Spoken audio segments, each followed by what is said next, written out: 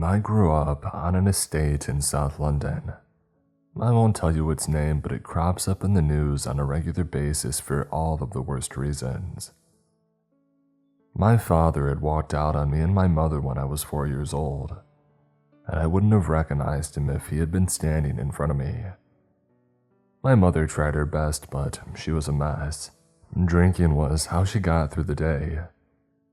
As I got older, I tried looking after her, tried hiding the bottles and taking the little money that she had and buying ready meals that I would make for her. But when the alcohol gets its claws dug into you the way that it had my mother, it's not food that you want, it's another drink. One night after she had cut my lip open by drunkenly throwing a plate at me and calling me a lowlife, I walked out of the house and I never went back. I ran wild after this. I became part of a gang because I didn't see any other way to survive on the estate. I did things that I'm ashamed of, and I made it to my 18th birthday with a bunch of scars and a minor reputation, and most importantly of all, without a police record. That meant I could escape.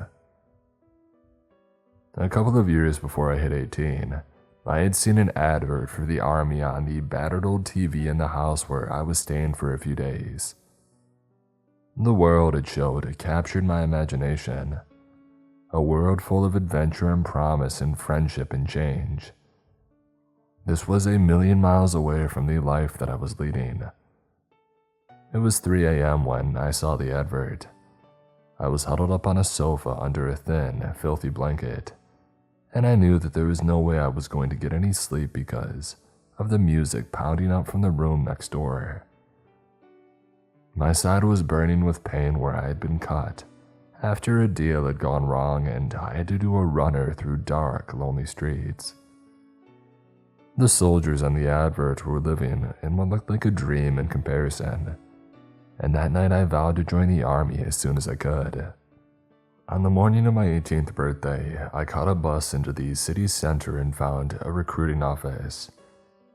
I think the sergeant behind the desk must have seen a lot of young men like me because he didn't seem bothered that I didn't have any qualifications or know where my birth certificate was. It took a while after this for my application to be processed. I also had to do a medical.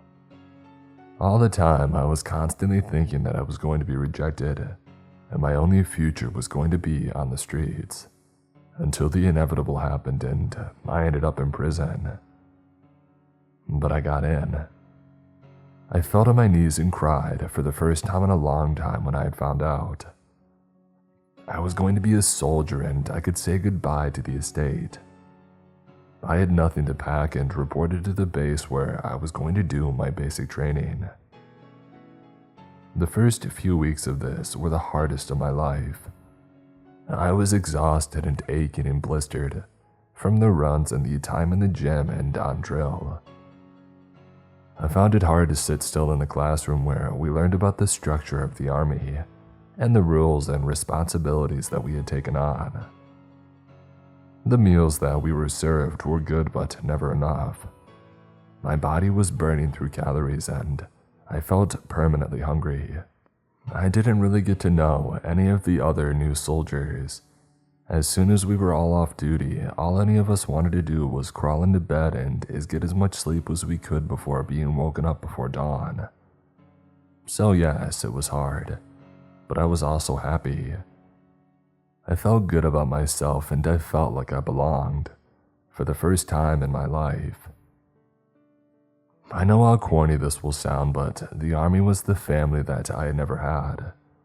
One that made me run across to fields in the pouring rain, with a heavy pack on my back, but family all the same.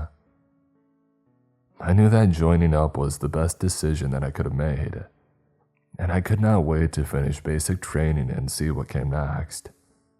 Maybe a posting abroad, somewhere that there were beaches. Most likely I would stay in the UK, but that was fine. My future was looking bright. Or so I thought. I was dragging myself out of bed one morning, feeling sorry for myself, but with a wiry smile on my face, when I noticed the rest of the barracks were empty. Panicking that I had overslept, I checked the time on my alarm clock. It read 5:30. So painfully early, but I was awake and rising when I should be. Puzzled and still half asleep, I padded along the cold floor on my way to the shower room. I didn't make it. From out of nowhere, somebody leapt at me and sent me crashing to the floor. They rolled off, leaving me lying on my back, winded. Seconds later, 6 men ran towards me and began to kick and punch me. I did not recognize any of them, but there was an NCO standing watching the attack. I had seen him before. He had a reputation as a vicious bully, and as I tried to protect myself from the torrents of blows by crouching up as small as I could, I realized this was a hazing. A sick joke that must have been organized by the NCO. A blow landed on the side of my head, another in my mouth.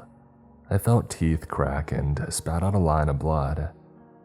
A boot stamped on my stomach and then one crunched down on my arm. Surely they had to stop soon, I thought. But the beating just seemed to be getting more frenzied. I decided I wasn't going to be taking it anymore, so I grabbed an ankle and pulled. Whoever I had hold of yelped and fell backwards, taking somebody else out. There was a gap in the melee. The grinning face of one of my assailants was suddenly in sight. I didn't stop to think. I hit them as hard as I could. Their eyes rolled back in their head and they toppled over. As suddenly as it had started, the attack had stopped. A gap appeared behind me. Everyone, including the NCO, was gathering around the man that I had punched. He wasn't moving. The NCO leaned over and felt his pulse, and then he turned and looked at me and said, "He's dead. You killed him." I find it hard to describe what happened next, other than to say that nothing felt real. I was being shouted at and dragged to my feet. I was thrown against a wall and held there. It was like it was happening in a dream. When the MPs arrived and handcuffed me and told me that I was under arrest, I still could not believe this was happening. At one point I said, "You're making this up, right? It's a sick joke." One of the MPs grabbed me by the collar and then pulled me close to his face and growled, "You're in deep, boy, and there's no way out." And then I was locked in a windowless room by myself. The sound of the key turning in the door made me jump, and as it did, everything became crystal clear. There was no doubt anymore. I had killed someone and I was locked up and alone. I curled up on my side and I wept for a long time. Somehow, I must have fallen asleep because I was woken by the sound of something clattering. Quick as flash, I sat upright and saw a tray being pushed through a slot in the bottom of the door. There was a carton of milk on the tray and a plate of mashed potatoes and a chocolate bar. Even looking at this, it made me want to retch, so I turned away and tried to go back to sleep. A few times, I dragged myself up and hammered the door of the cell and shouted that I wanted to see a solicitor. Even though I was in the army, I still had rights. But there was never any response, and I sank back into hopeless despair. Days and nights passed like this. I don't know how many because I had lost track of time. Finally, though, I had a visitor. I was staring at the ceiling when the door had unlocked with a snap and a man had walked in. He wasn't in a uniform, but he looked military to me. His hair was regulation length and he looked lean under his smart and dark suit. His shoes were also polished within an inch of their life. Hope flickered in my chest. "Are you here to represent me?" I asked. He stood ramrod straight with his hands clasped behind his back. "No," he replied. "You don't need legal representation. Your case has already been tried and you have been found guilty. You got life, boy." A cold wave of despair passed through me. "You can't do that," I told him. His lip curled in a sneer. "We can and we have. But I am here to tell you that you still have a choice. You can be a prisoner or a guard. There's a military research facility located off the coast, well away from any shipping lanes. It's not something the army or the politicians who fund it talk about. And as far as Joe Public is concerned, the island that it is on is quarantined because of chemical weapons testing way back in the 1950s, which is bull, by the way, a cover story. If you agree to be stationed there, you will learn to turn a blind eye and follow orders no matter how wrong they sound. Most people would say no, but most people have hope and family and friends. You have nothing, but still, it's a free country. The cynical smile in his face as he said these last words sent rage pulsing through me. But he was right. I was totally alone in the world and desperate. I looked him in the eye and said, "Show me where to sign." There was no paperwork, no record of the deal that I was entering into. I was marched out of my cell with an NP on either side, given a clean uniform and a kit bag, and then driven in a jeep to a waiting helicopter. I was shaking as I climbed on board and felt sick as we took off, and the base slipped out of view. We passed over suburban estates and city sprawls and motorways and then the coast. The sea that was now all I could see was choppy and gray. A while later, a rocky island came into view. A large windowless concrete building was the only sign of life on it. I could see CCTV cameras positioned along its eaves. I began to panic that I was being taken to a prison after all, and turned to the crewman sitting next to me. "Where are we?" I asked. He had spent the journey staring at a tablet computer and did not look up from the screen when he replied. "That's your new home, Nightmare Island." I frowned. "Why do you call it that?" "Because it's where all your worst dreams come true. Or so I've heard. I've never set foot in the place myself, and I never will." He smiled grimly, and then at that was the end of the conversation. The helicopter landed. The jolt from this almost sent me sprawling onto my backside. And true to his word, the crewmen stayed inside the helicopter and threw out the boxes of supplies that we had been sitting among while I disembarked with my kit bag. And then he slammed the door shut as the helicopter rose back into the sky. I sighed and looked around. There wasn't a single tree, just a few weeds poking up in between gaps in the rocks. It was a better view than the four walls of a prison cell, I told myself, but only just. I was wondering if I should start carrying the supplies towards the building when a roller shutter door in the side of the building had opened. 2 soldiers marched out and started to head my way. The welcoming committee, I figured, though they didn't look very welcoming. They were both scowling and heavily armed. As they came closer, I saw that they had no name tags on their uniforms. They didn't have any insignia either, so I had no idea what their rank were. I decided to play it safe and saluted briskly and said, "Reporting for duty, sirs." Neither saluted back. One responded by snapping at me, "Get those supplies inside now, double quick." The other soldier took out a cigarette and lit up. Neither of them lifted a hand to help me as I ran back and forth, carrying boxes and sacks inside. I was out of shape after my confinement and coated in sweat by the time that I had finished. I wiped my face and glanced around. I seemed to be in some kind of storeroom. There were containers stacked on shelves that rose to the ceiling, and more boxes and sacks piled up across the floor. It was pretty chaotic, to be honest, and not at all like the obsessively well-organized military stores that I had seen before. The 2 soldiers strolled back into the building. One of them, the smoker, punched a button and the doors rolled shut. Then both of them saluted another soldier who was heading our way. His gray hair was shaved short. He stood right in front of me. He stank of stale sweat. His breath as he spoke was worse. I'm your commanding officer. I don't care what your name is. I don't care what you did to end up here, and I don't care if you leave on your own 2 feet or in a body bag. But while you are here, you will do exactly what I say. Do you understand? I nodded. A humorless smile crept across his lips. Good. Now follow me. He strode away towards an elevator. I did as I was ordered and set off after him, and soon found myself descending deep beneath the surface of the island. The elevator doors pinged open and we emerged into a brightly lit passageway. On either side of it, vast glass-fronted rooms stretched out as far as the eye could see. A bustling world of activity was revealed.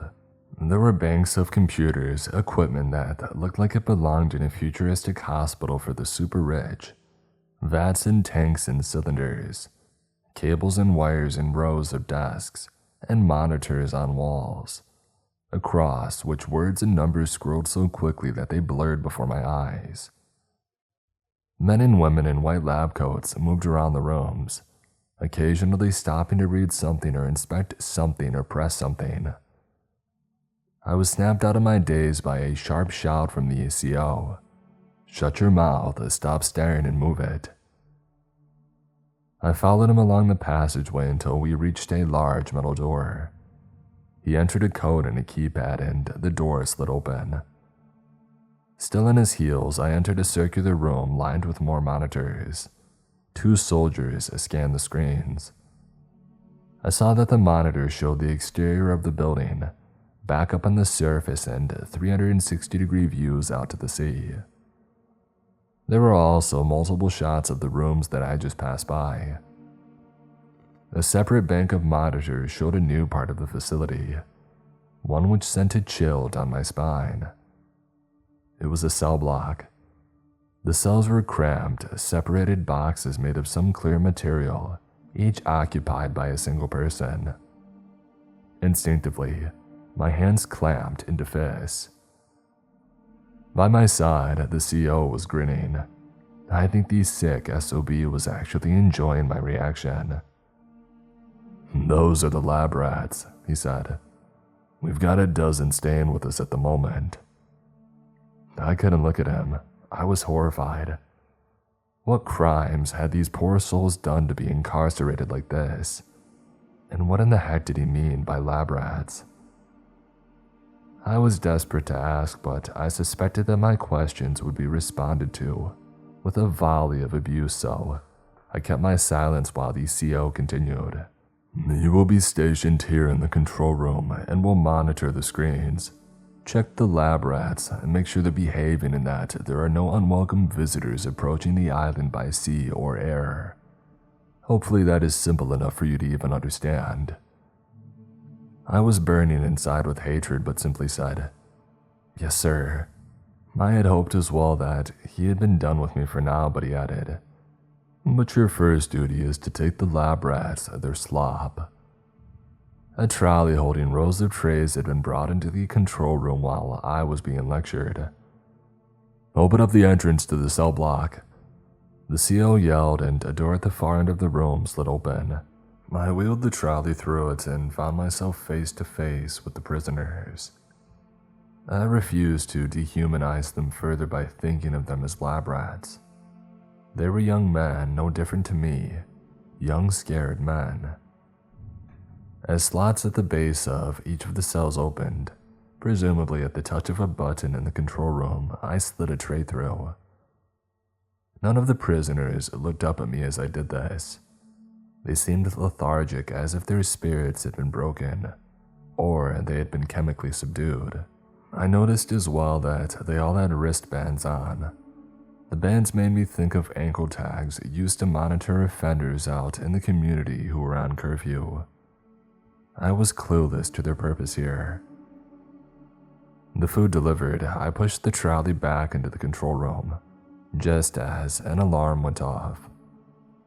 The CO moved over to one of the monitors, frowned and said, They chose the wrong place to get lost. Over his shoulder, I could see a small boat had come across the rocks at the edge of the island, and 2 men were clambering out. The vessel wasn't military, and neither were they. The CO barked out an order, "Get a team there now." And as the 2 men struggled ashore, another monitor in the control room showed 3 armed soldiers running out of the building and heading for them. Rifles were pointed and these soldiers shouted at them. There was no volume on the live feed, but I could see these soldiers' mouths and the confused and terrified reactions of the 2 men. They fell to the ground, helped on the way by the rifle butts being struck against their heads, and then they were dragged into the building. The CO turned away from the screen, a satisfied smile on his face. "Such a shame," he said, "that they were lost at sea and their bodies will never be recovered. The conspiracy theorists might claim otherwise, but who cares what they think? In the meantime, we've got ourselves a couple of new lab rats. Get them processed and in a cell." The other 2 soldiers in the control room began typing. I was left once more horrified at the cold brutality that I was witnessing. Feeling sickened, I took over monitoring duties from one of the soldiers who had finished his shift on guard duty in the control room. The CO left not long afterwards. All was quiet after this for a while, thankfully, and I was finding it hard to keep my eyes open when the CO returned. "You there?" he shouted. "Eyes on cell 6. One of the lab rats is about to be given a treatment. There's an armed response team on standby if required." I had so many questions that I dared not ask, but my most pressing concern was, which of the cells was number 6? I looked along the screens, trying to work this out until I saw a scientist entering the cell block. Her long black hair was in a ponytail and she was carrying a syringe. She came to a halt in front of one of the cells. This had to have been cell 6, I figured. Inside, a young man sat on his haunches, his back against the far wall, a blank expression on his face. Like the others, he had one of these strange wristbands on. The CO turned to the other soldier on duty and said, "Induce a cardiac arrest." Without batting an eyelid, the soldier moved a dial. In the cell, the young man suddenly sat up straight and his face twisted into an expression of utter agony. Long seconds after the dial had been moved, the man's mouth opened in a scream that I could see but not hear, and then he went limp and lay unmoving. The soldier pronounced, "Death has been achieved." The CO nodded and spoke into a microphone. "You can enter the cage and administer the treatment." The scientist raised her hand to the camera and made an OK gesture. The cell door slid open at the touch of another button and she stepped inside. She leaned over the man on the floor and injected him in the neck, then moved away until she was back outside of the cell. The door closed and I was left watching and wondering, what was the point of giving a dead man an injection? Moments later, the corpse began to twitch. Although there was a secure door between her and it, I noticed the scientist take a few steps back. And then the corpse's hands began to open and close. Its back arched and it sat slowly up. He wasn't dead. I said this out loud without meaning to. The CO looked at me and grinned. He was dead. Now he's something else. He is remade and he is now one of the living dead. I felt the room begin to spin around me. This was insane. I gripped the desk in front of me and stared at the screen, transfixed, horrified, as the thing in the cell rose to its feet. Its movements looked jerky and uncoordinated. Its eyes were glazed over and its mouth hung open. It placed its palms on the front of its cell, and then sank slowly down to its knees and fell backwards. It did not move again. The forces which had animated it appeared to have slipped away. The CO swore and slammed his fist against the monitor, cracking it. On the screen, I could make out the fractured image of the scientist. Her face was streaked with tears as she turned and walked away. The CO left the room soon afterwards, and I looked from screen to screen. The routine of the facility carried on. It was business as usual on Nightmare Island. A while later, a new soldier came into the control room and told me to take a meal break. Following his directions, I caught the elevator back up 3 levels and walked out into the mess. The scientist who had given the injection was there. She was sitting at a corner table by herself. A plate of barely touched food sat on the table in front of her. I got myself a tray and a ladle full of stew, and I wandered over to her. "Mind if I join you?" I asked. She shrugged her shoulders. "Knock yourself out." I sat opposite of her and began to eat. I had no appetite, but didn't want anyone who might see me on the monitor covering the mess to think anything out of the ordinary was going on. Like an honest conversation. "Look," I said, keeping my attention apparently on my plate. "I saw what happened to that prisoner and it sickened me. But I'm not holding you responsible. I assume, like me, you're just doing your job." She glanced up at me. I could see her eyes were still red from crying. "How much do you know?" she asked. "Fragments," I replied, but nowhere near enough to make any sense of things. A quiet, bitter laugh escaped her lips. "Sense," she echoed. "This has got nothing to do with sense and everything to do with power and the tools governments and the military want to keep their authority. In this case, we're talking about zombies." I forced down another mouthful of stew as she continued. "You see, the American authorities have had weaponized zombie assets for years. All totally hush-hush, of course. Though there are rumors swirling around in chat rooms on the deep web that a small number have escaped and are roaming the swamplands of the Deep South, where, according to the Post, they are not the strangest things there. On the other side of the coin, there are believed to be vast prisons in Siberia that are essentially zombie production lines. We are in the United Kingdom, unfortunately, and we've always lagged behind. Scientists second to the military have been trying to create zombies for decades, but there have been constant issues.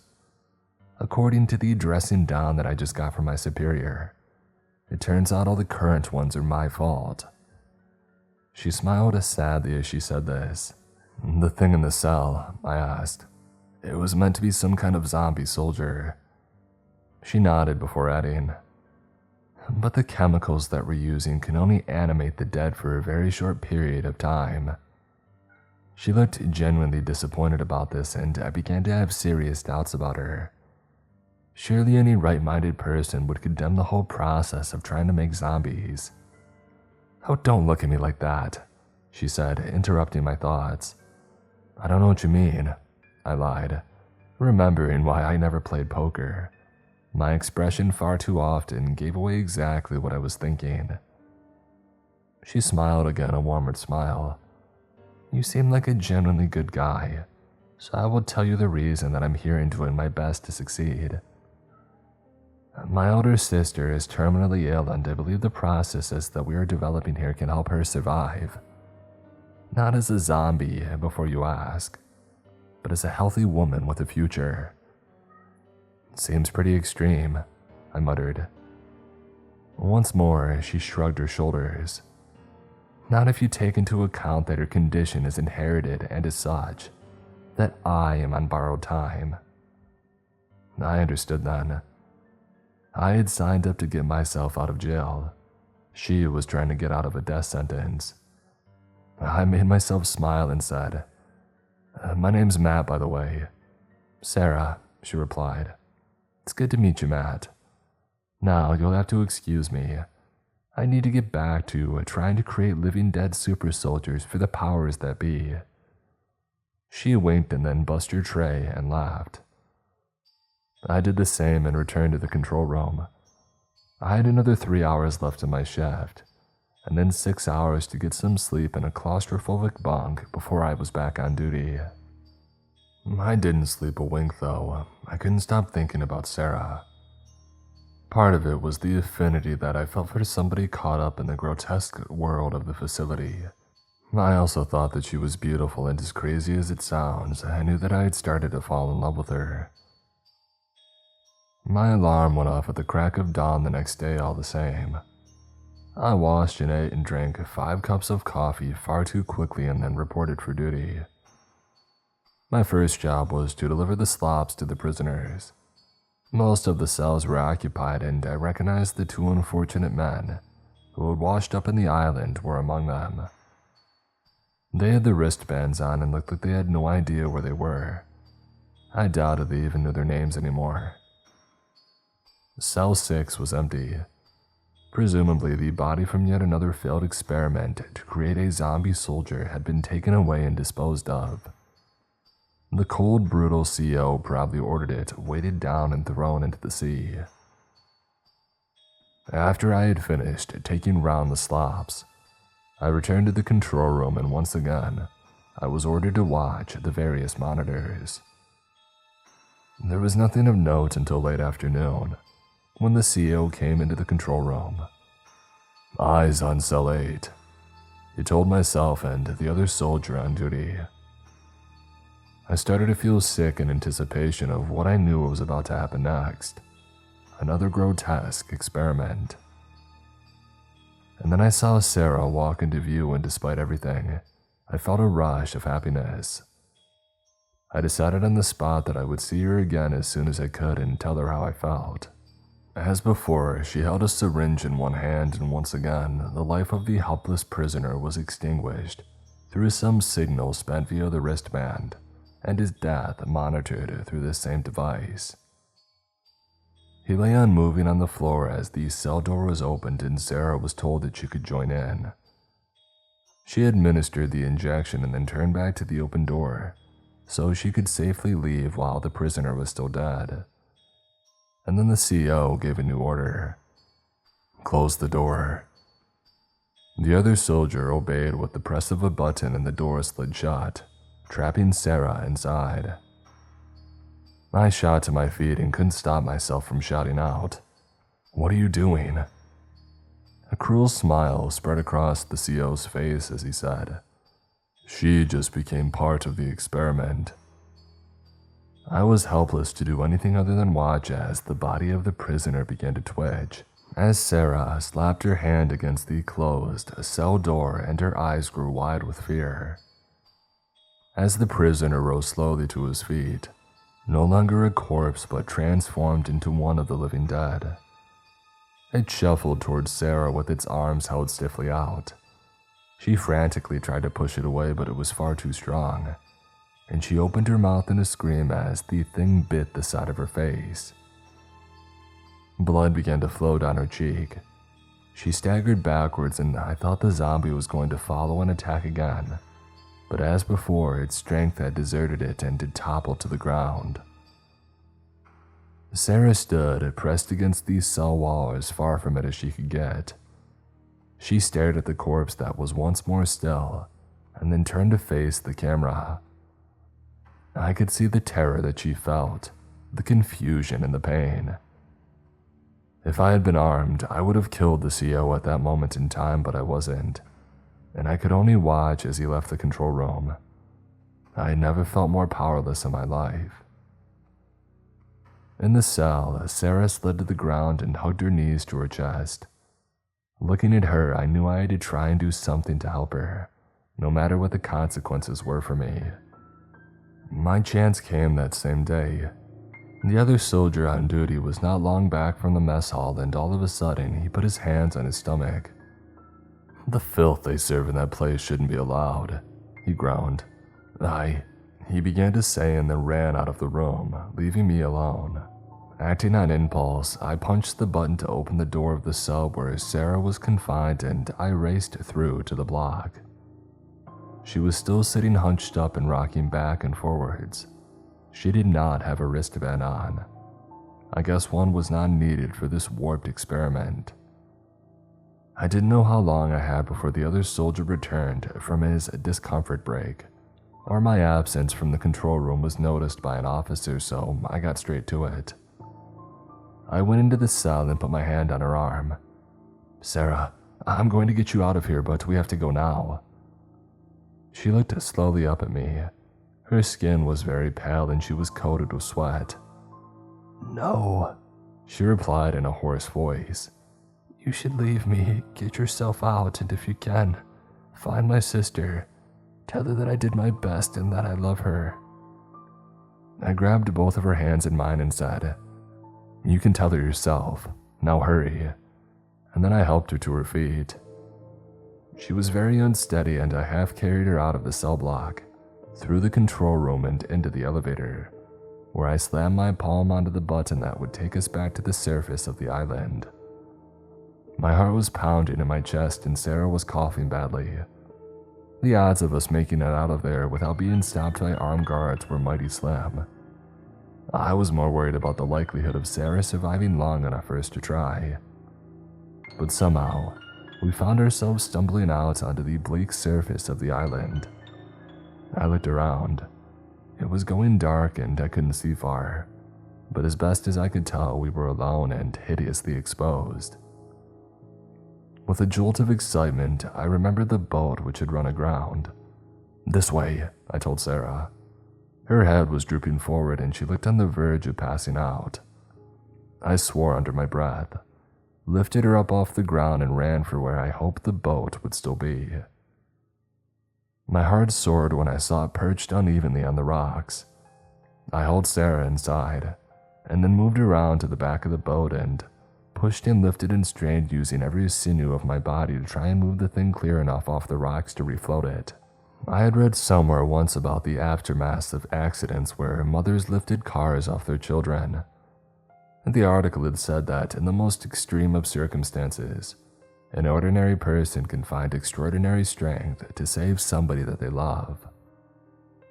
On the island that day, I found the strength I needed to free the boat from the rocks. I jumped aboard and I started the engine. In the distance, a siren sounded. Our escape had been discovered. I gunned the engine to full speed and said a silent prayer. It was soon full night. The sky was overcast and the only sounds that I could hear were the waves crashing against the hull. I listened and waited for the sound of helicopter blades or a pursuing boat to join these seas, a restless serenade, but there was nothing. Daring to hope, I locked the boat's steering wheel in place and went to check on Sarah. She was curled up on the deck and I felt her forehead first. She was burning up. I took a deep breath and tried to sound calm and confident when I said, "We're going to make it. As soon as we land, I'll phone for an ambulance and get you to a civilian hospital where the army won't be able to touch you." I didn't even know if she could hear me, but I kept talking. "And when you're better, we'll go and find your sister together and you can tell her those 3 magic words." I leaned in closer and whispered, "I love you." Sarah's eyes flickered and opened at these words and she looked up at me. "I'm sorry," she said, and then the life left her eyes. She was dead. I lowered her gently back down and rose slowly to my feet. I was devastated. I would find Sarah's sister and tell her how much Sarah had loved her, but I could not think further ahead than that. I began to make my way back to the steering wheel and was taking off the lock when I heard a groan. It was low and harsh, and for a moment I thought that I had imagined it. And then the sound cut harshly through the night once again. It was coming from behind me where Sarah's body lay. A cold dread spread through me. Please, I thought. Please, no. I turned. Sarah was getting to her feet. Her movements were clumsy and slow. She lifted her head and looked in my direction. Her eyes were glazed, and I knew in that moment that this was not the woman that I had loved. This was an aberration. It was one of the living dead. It began to shuffle towards me. Even if there had been anywhere to flee to on a small boat in the ocean, I couldn't have moved. Fear held me trapped in place as surely as the walls of any cell. The zombie came closer and closer. Its mouth opened and I could see drool falling from its lips.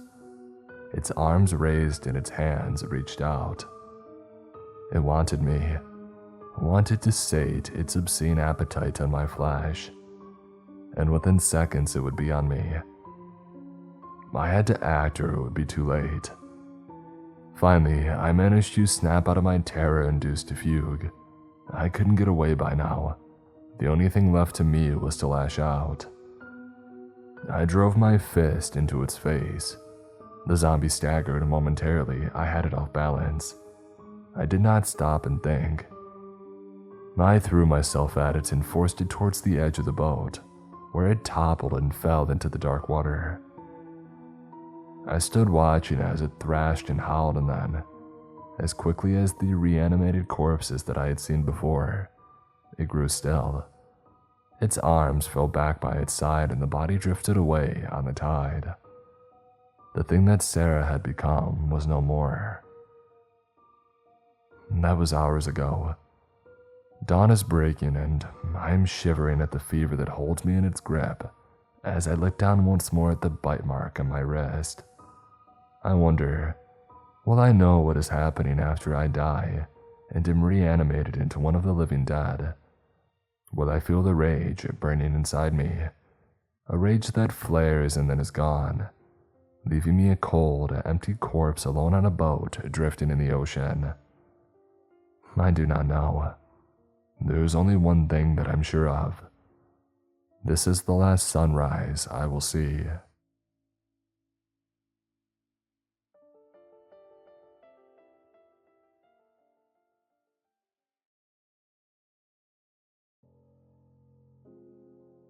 I've been flying as a bush pilot in Alaska for the last 5 years or so. It's a pretty good job for the right sort of person. It goes without saying that you need to be a pretty handy pilot, specifically of small and light aircraft, but beyond that, it also requires a special sort of personality. Folks who thrive on social interaction and the safe comfort of civilization need not apply.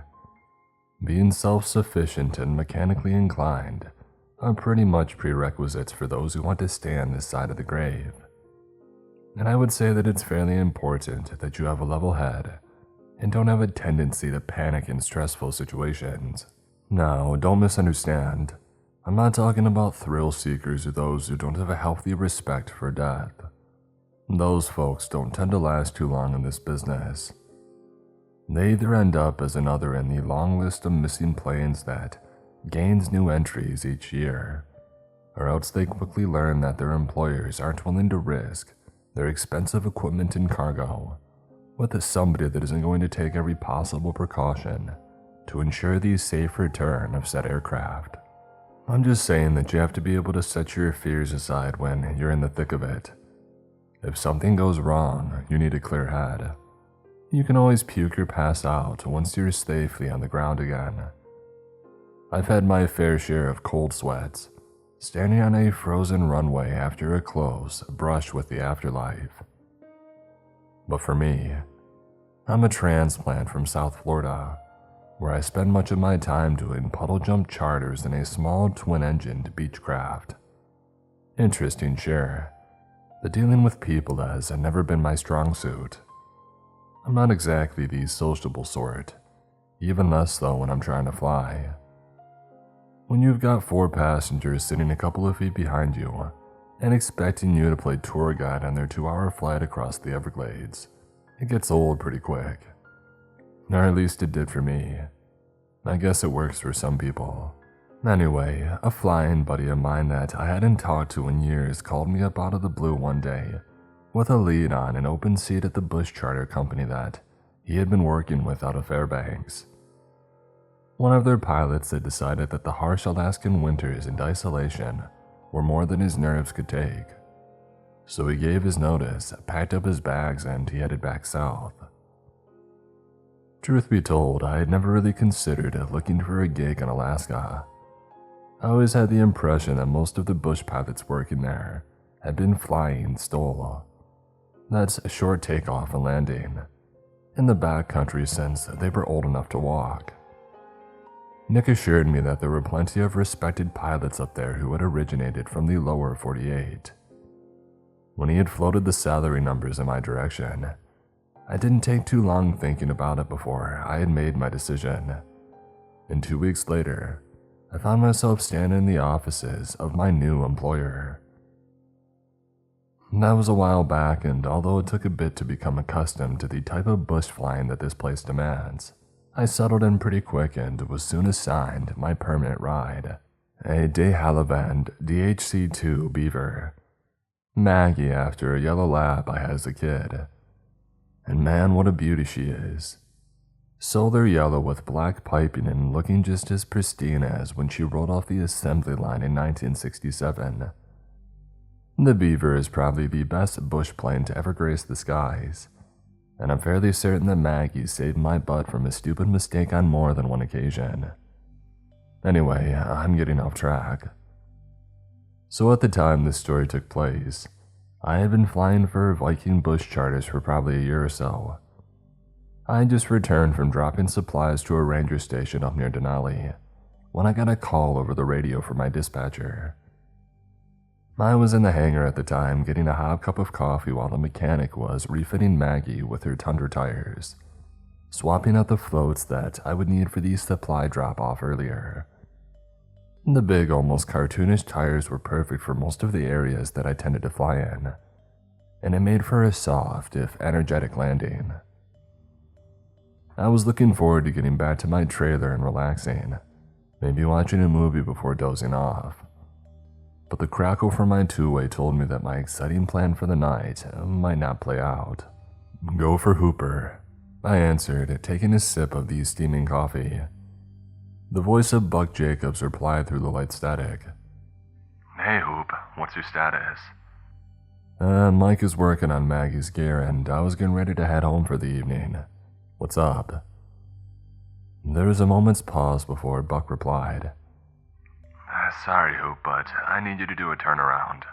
We just got a call from a ranger station up near Birch Creek. They've got somebody up there that had a run-in with a brown bear and is pretty banged up." I cursed under my breath, but there wasn't any real venom in it. I learned a while ago that up here, everybody helps when it's needed. You never know when it's going to be you on the other side of that call. "Can't they fly him out themselves?" I asked, but I was already walking around my plane to where Mike Nichols was working. Negative, Hoop. It's an emergency and we're the nearest phone call. I would send Jackie, but she's not back from her run-up to Minto yet," he replied. "Okay, Buck, no worries. I'll help Mike get Maggie refitted and prepped. I should be wheels up in an hour or so," I said. "Thanks, Hoop. I'll have the details in your hands in 15. Dispatch out." And there went my relaxing evening. True to my prediction, I was taxiing down the company's private runway an hour later, the vibration from the big radial engine creating a gentle thrumming that filled the interior. It was just before 3 p.m. when I was airborne, and being that it was late February, I knew that I had just over 2 hours before sunset.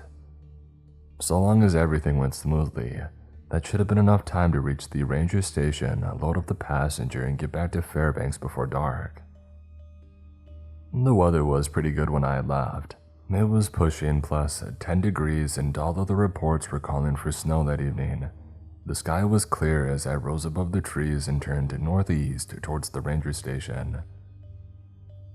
Everything was going smoothly for the first 30 minutes, before those distant storm clouds that I'd been watching on the horizon suddenly seemed to take a keen interest in me, and headed my way much faster than I would have liked.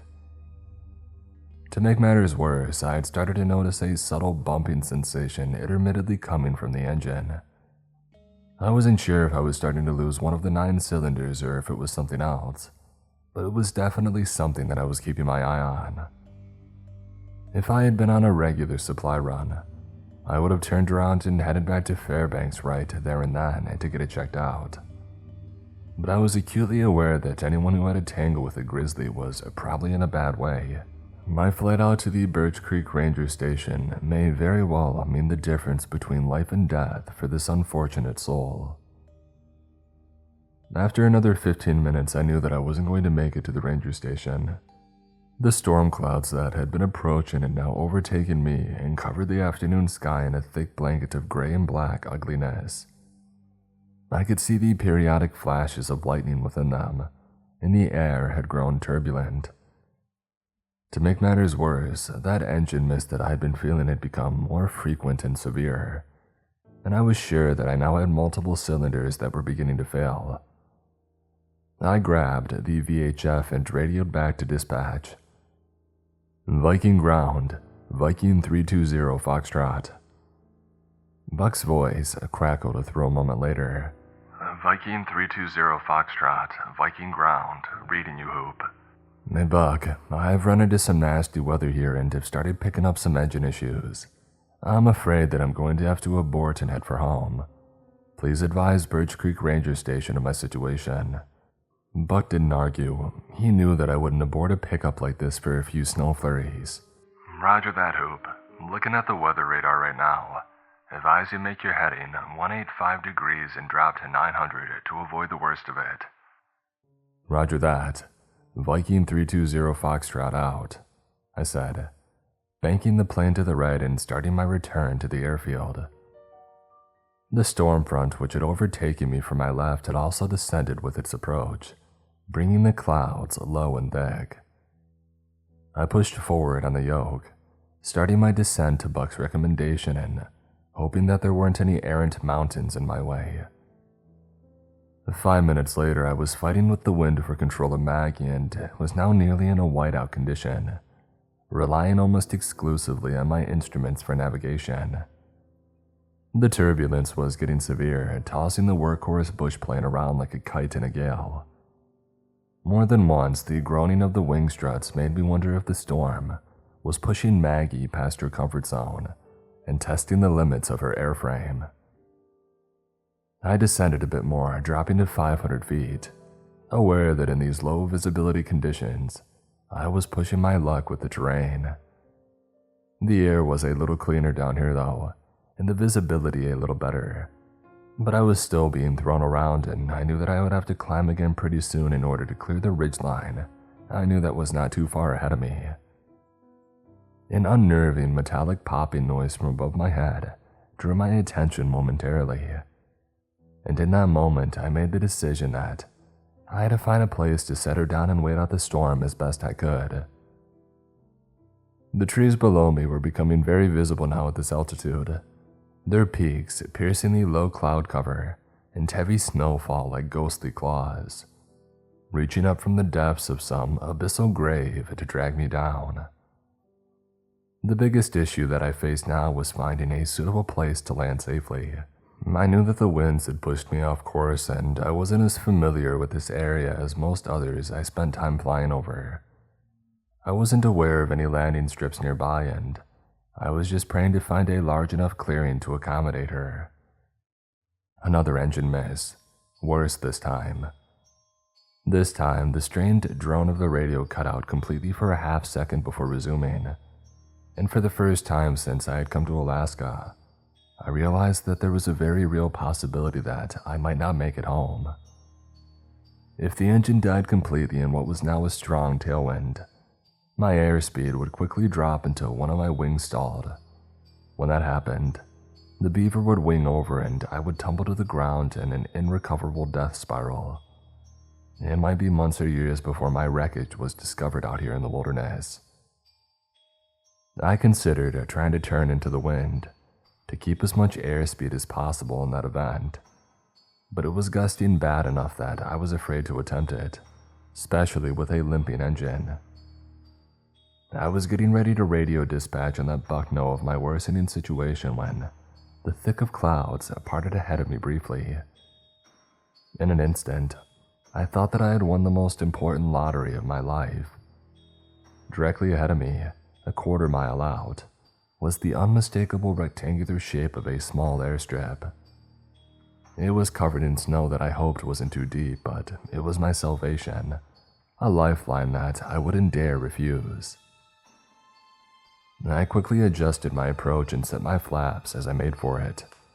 Another strong gust fought me, trying to throw me out of alignment with the narrow clearing, but I fought back with throttle and rudder as best as I could, as I watched the altimeter steadily wind down like an analog clock going backwards in time.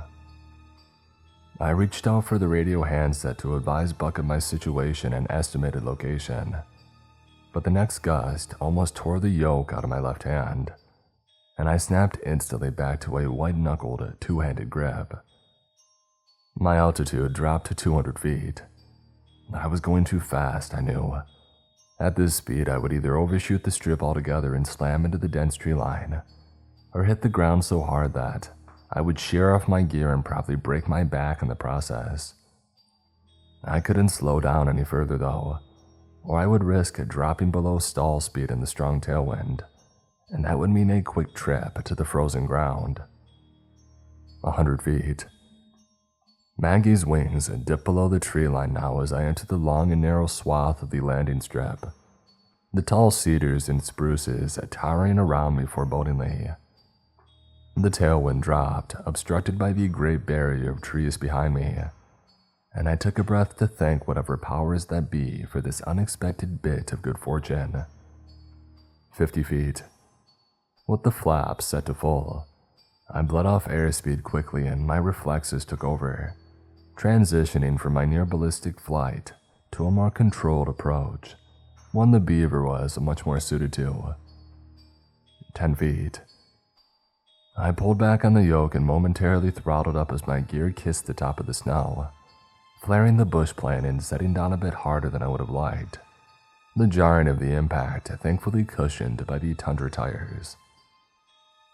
I rolled out for another 20 feet or so before Maggie came to a halt in the knee-deep snow, thankful that I had it nosed over. I killed the engine and rested my forehead on the yoke, trying to get my heart rate under control. I didn't think the shaking in my hands had anything to do with the temperature. The daylight was fading, but it was still light enough to allow me a good view of my surroundings through Maggie's windows. I was in the middle of what I guessed was the landing strip, since the tree lines on either side seemed to be about the same distance from me. Those trees were even more imposing down here in the ground. They rose like towering walls on either side, and the woodlands beyond held deep shadows that were only accentuated by the heavy snowfall that continued to obscure my vision. I reached for the radio and I keyed the mic, hailing dispatch. I didn't have much faith that the VHF would be able to penetrate the trees and the mountain ridge that lay between me and Buck, but it was worth a shot. After a long moment of hissing static, I tried again, but with the same results. It was doubtful that I would be able to get a signal through until the storm had passed, and even then, I didn't think it likely unless I could get Maggie airborne again. With only a moment's deliberation and a resigned sigh, I retrieved the emergency locator beacon from my jacket pocket and I activated it. The unit would broadcast a distress signal along with my location to the monitoring service. I knew that it would be a day at least before any help arrived, but the sooner that I sent the call, the sooner they would be able to get to me. I took another look out through the fuselage windows. If there was a landing strip, that meant a possibility that somebody was nearby. I didn't think there was a ranger station out here, but there were enough hunting cabins and homesteads that there was a decent chance that I could find shelter. The interior of the plane was still warm, but I knew that wouldn't last very long in this weather, especially with night approaching. I unbuckled myself and climbed back through the seats into the cargo area, where I pulled on my heavy coat and shouldered my emergency pack.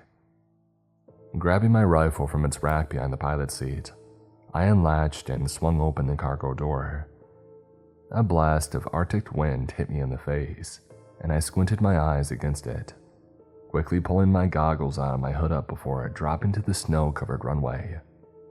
I pulled the cargo door closed and trudged around the rear of the plane, standing in the furrows left by Maggie's wheels and turning in a slow circle as I tried to discern any indication of human presence. Despite the howling wind that pulled at my coat and hood, I caught the unmistakable scent of wood smoke and breathed a small sigh of relief. At least I know I wasn't alone out here.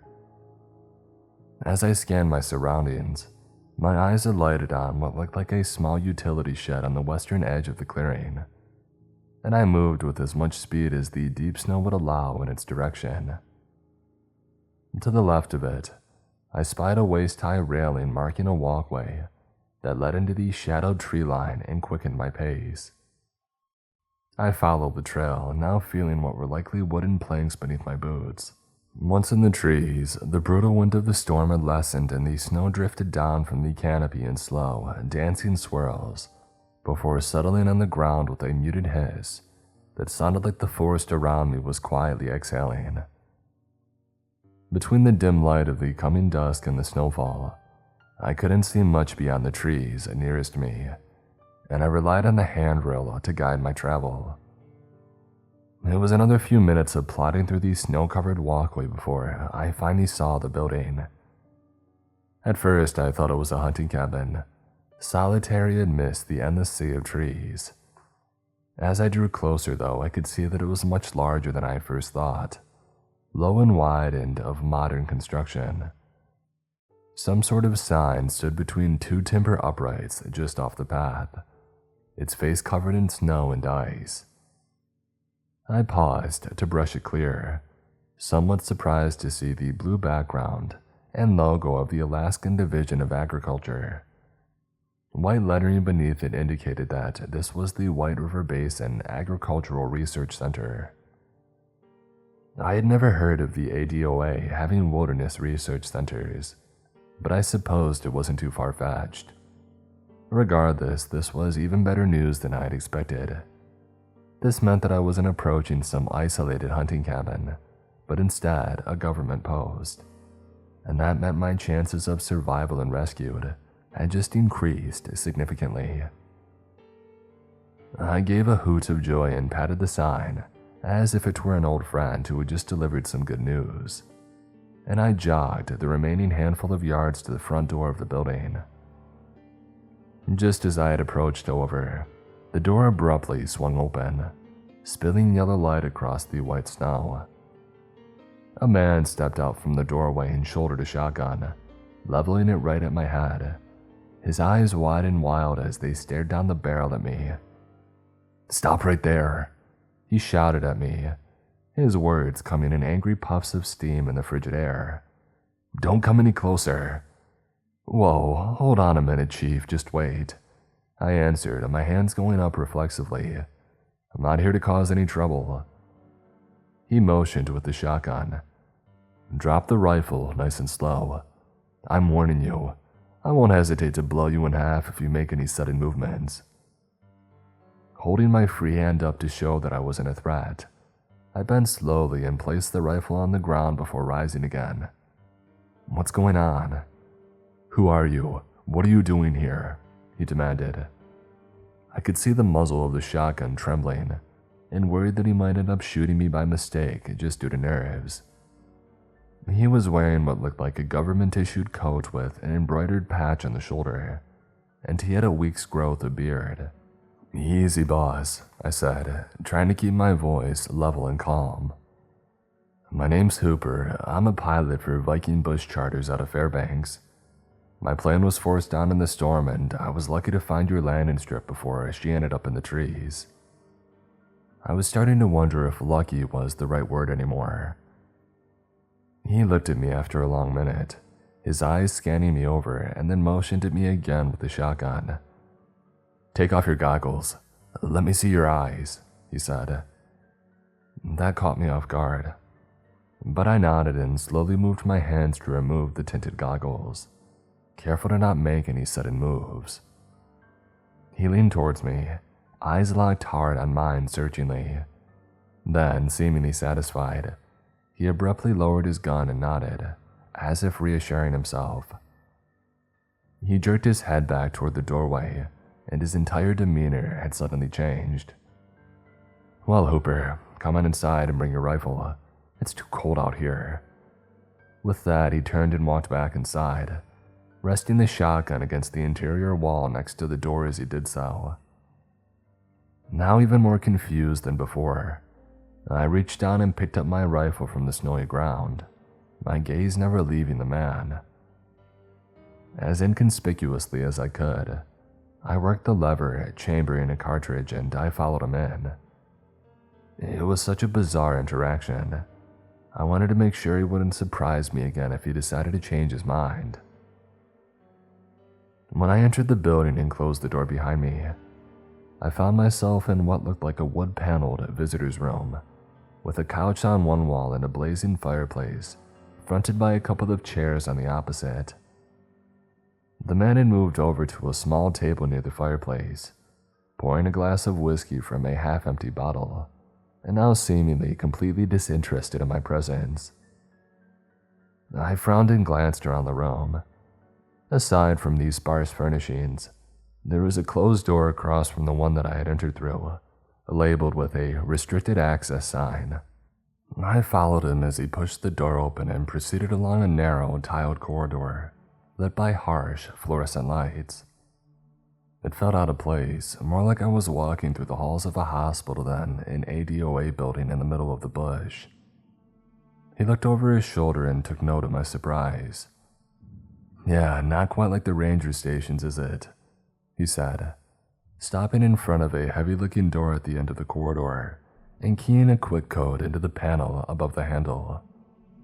I heard a soft click and he pushed it open, exposing a darkened room beyond. He entered and the lights flickered on as I followed.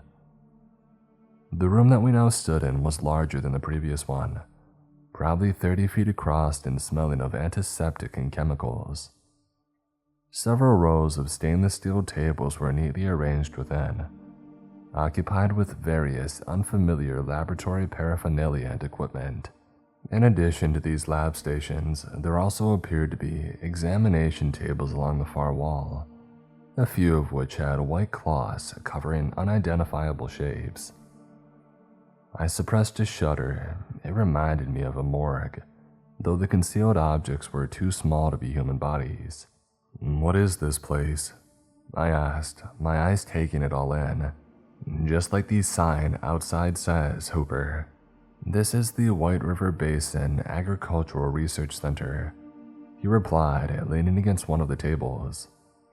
It was set up to monitor large mammal wildlife migrations with potential correlation to climate change.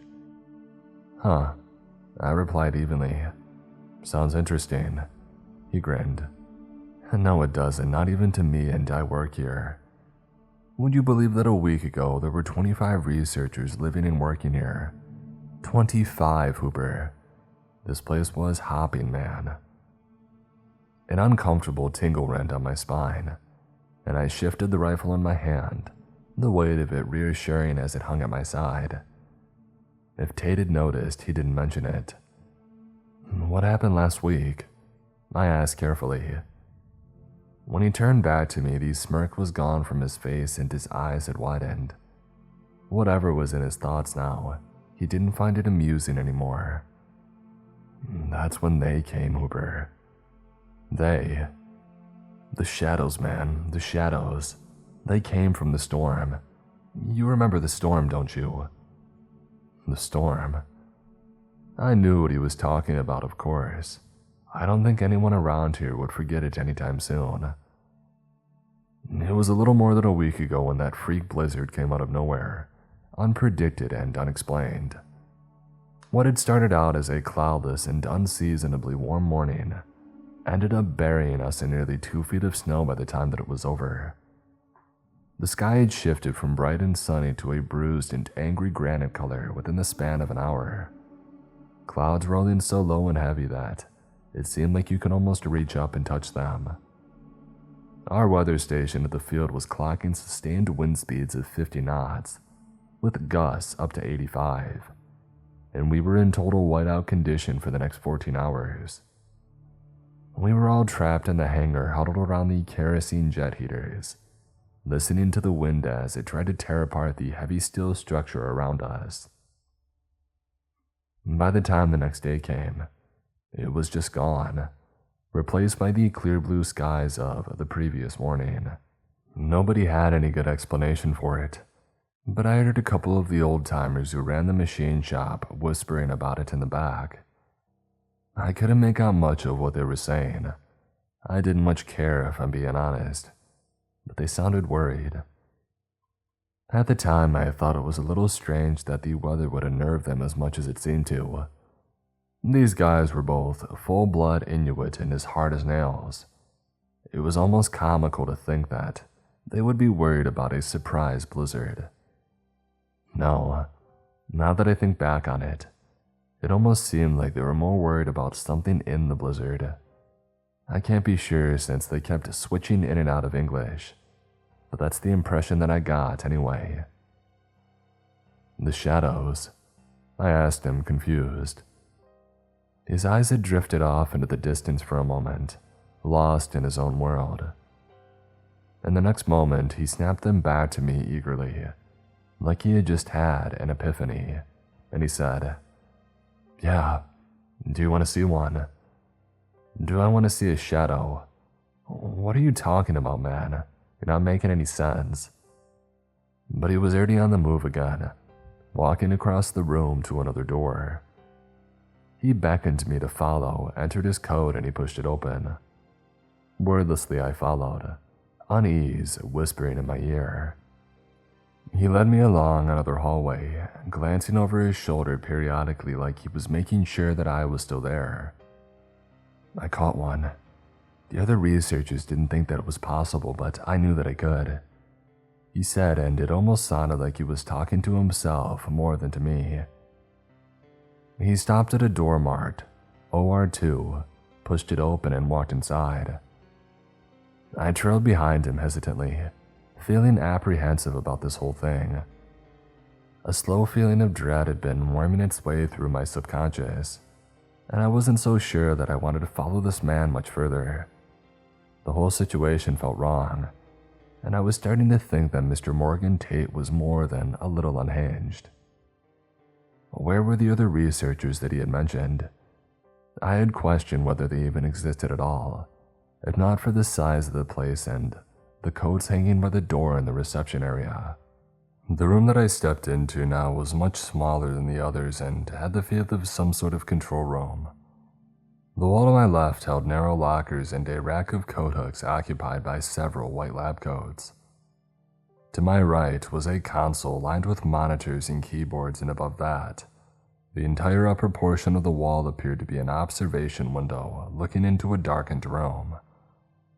On the opposite wall was one of those airlock doors that you see in isolation areas of hospitals, stainless steel and with a small circular window in its smooth surface. The computer monitors were on and were displaying various graphs and streams of data. Tate sat on one of the chairs at the console and started typing into his keyboard. "They're incredible," he said absently, "like nothing we've seen before." I moved closer to the observation window, straining to make out anything in the darkened room beyond. All I saw was the blackness, though. "You have something in there?" I asked, suddenly feeling very uncomfortable. I wasn't sure that I wanted to see whatever this nutcase wanted to show me. "Why are the lights off?" He glanced away from the console for a second and turned an unreadable grin on me. "They're not." With that, he stood and leaned forward, pounding the heel of his fist against the window with a resounding shudder, making me jump in surprise. I didn't quite understand what I saw next. The darkness that had obscured my view suddenly swept aside, like somebody snatching a curtain violently from across a window and out of sight. But that wasn't quite right either, though.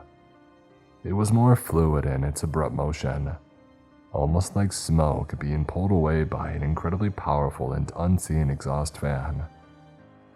A muted screeching sound reached my ears, sounding eerily like a poor imitation of a bird of prey. I assumed that the observation room was soundproof or near enough, and wondered exactly how loud that wailing must have been for it to reach my ears. I leaned closer to the window, peering upward and to the left, where the darkness had disappeared to, but I couldn't see any vestige of it. And then I looked to the rest of the room and drew an involuntary gasp at the horror that I saw. A dozen corpses lay strewn about the otherwise barren interior of the room. But they weren't bodies anymore, not really.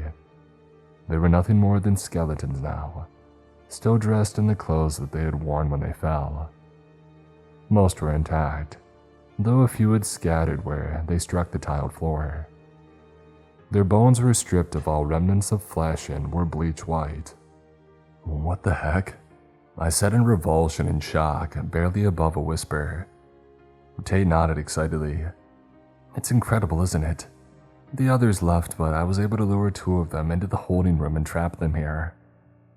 I stepped back, feeling my stomach turned an incredulous gaze upon the man. "But the bodies?" He nodded again almost eagerly. "That's how I lured them. Most of the remaining researchers fled in here to hide. You see, it needs to eat, to hunt. It can't survive without sustenance, no more than you or I.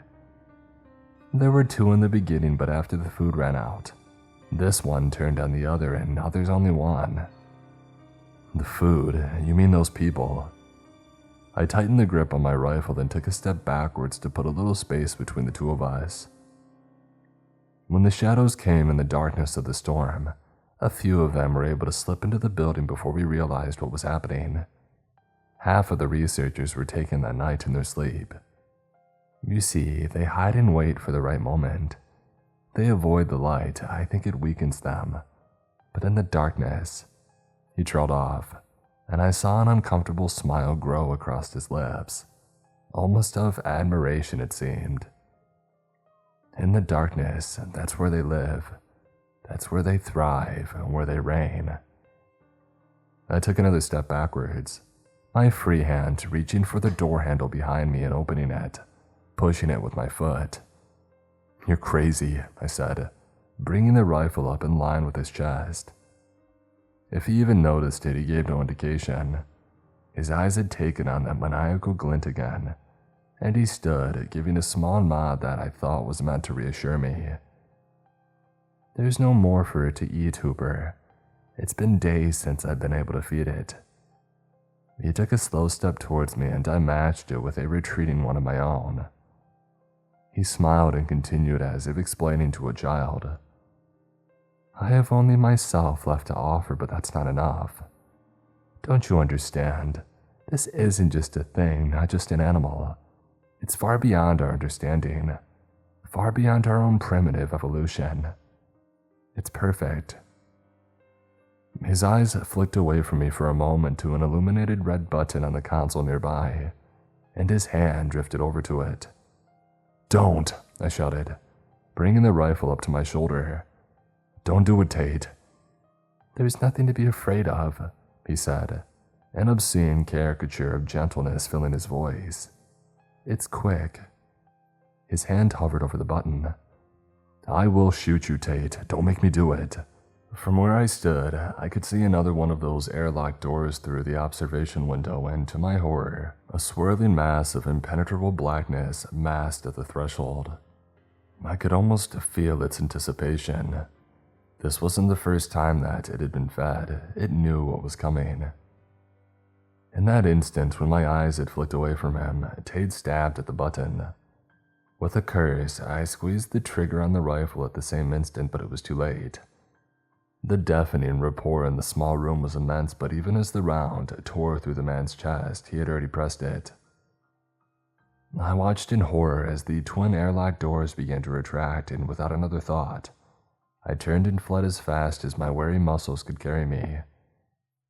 Thankfully, the codes required to open the doors weren't needed to exit them, and I flew down the hall then through the research room.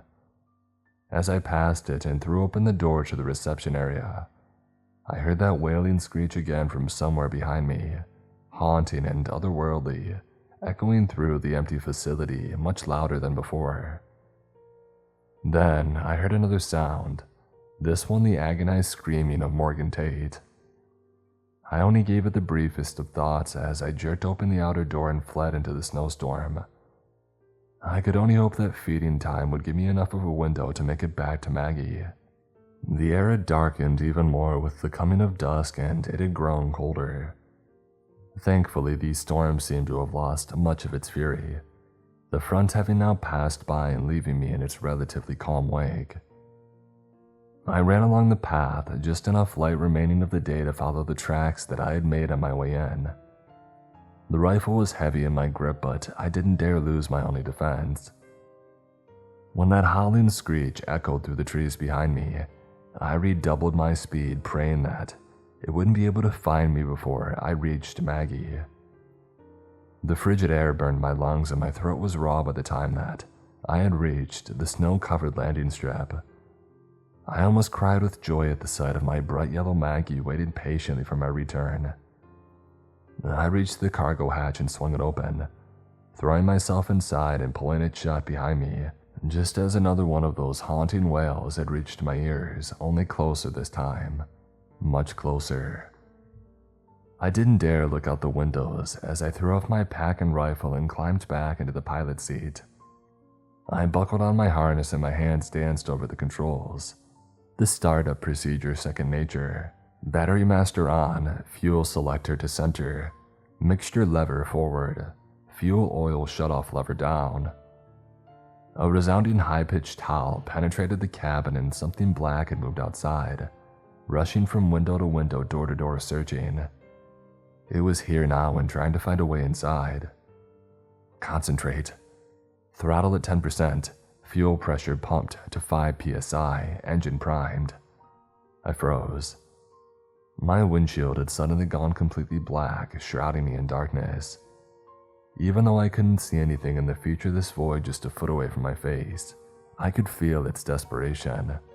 I felt its sightless gaze, and below that, some dark malice, an inhuman and alien hunger. I pressed the starter switch and the 9-cylinder radial engine started turning over, only slowly at first, laggard and sluggish. My blood chilled as I realized that it wasn't catching, it wasn't starting. My thoughts flew back to the engine problems that I had been experiencing before my emergency landing, and in that moment I was certain that my luck had finally run out. But then, a backfire and then another and then a third, coughing black puffs of smoke from the exhaust. And then it caught, and that big and beautiful Pratt & Whitney radio took over, the loud drone rising smooth and steady as Maggie awoke from her slumber. I pushed the throttle forward, inertia pressing me into my seat. I no longer cared about the engine's misfires or the storm. A fiery death in the trees was preferable to whatever that thing had in store for me, I was sure. The snow was deep, and even with the tundra tires, I had to work to keep from nosing over as it began to gain speed. At some point, the black mass had disappeared from my windscreen, and I was greeted with the glorious sight of an open path before me. With the passing of the storm front, the wind had shifted directions, and I was into a headwind now, perfect for my needs. I pushed the throttle to full and pulled back gently on the yoke.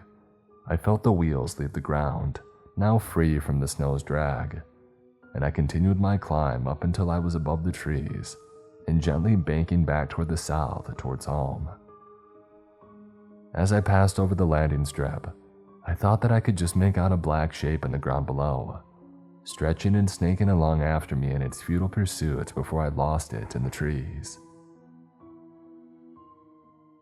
The engine mist returned after another 10 minutes of flying, but Maggie carried me back to safety. She always took care of me. 40 minutes later, I was back on the ground in Fairbanks and taxiing for the hangar. Stopping the bush plane just outside, I shut her down, unbuckled myself, and carefully climbed down to the runway, where my body fought with itself for which was going to happen first, the puking or the passing out. At this point, I would happily suffer either. Mike Nichols came jogging out of the hangar after hearing my approach and helped steady me. "Jesus, Hoop, you gave us all a scare," he smiled. "Must have been a heck of a fight. Looked like you saw a ghost man." I could only nod and stumble my way towards the warmth of the hangar, grateful for his shoulder to brace myself against. Just before we reached the service door, he paused and looked back at Maggie. Buck had told me you had some engine problems, but he didn't say anything about a fire. I frowned and shook my head. No fire.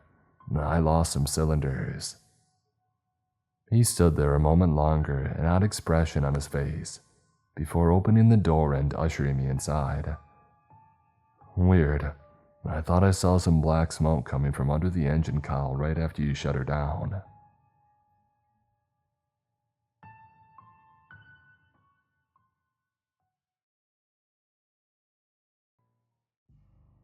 Tired of the same old meals week after week?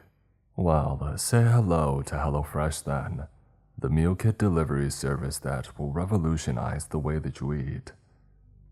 With HelloFresh, you'll get access to a constantly rotating menu of chef-curated seasonal recipes that are guaranteed to please even the pickiest of eaters. From classic comfort foods to international cuisine, there's something for every taste and craving. Ingredients are always fresh and pre-portioned, so you can spend less time shopping and more time cooking and enjoying your meals. And with easy-to-follow recipe cards and step-by-step instructions, even novice cooks can feel confident in the kitchen. I'm not the best cook either, but recently, my go-to has been the firecracker meatballs, and I absolutely love them. They don't take very long to make, and at the end of the day, I feel better about myself for cooking something up in the kitchen than ordering takeout. To get started today, go to hellofresh.com/MrCreeps50 and use code MrCreeps50 for 50% off, plus your first box ships for free. Again, go to hellofresh.com/MrCreeps50, use code MrCreeps50 for 50% off, plus your first box ships for free. HelloFresh, America's #1 meal kit.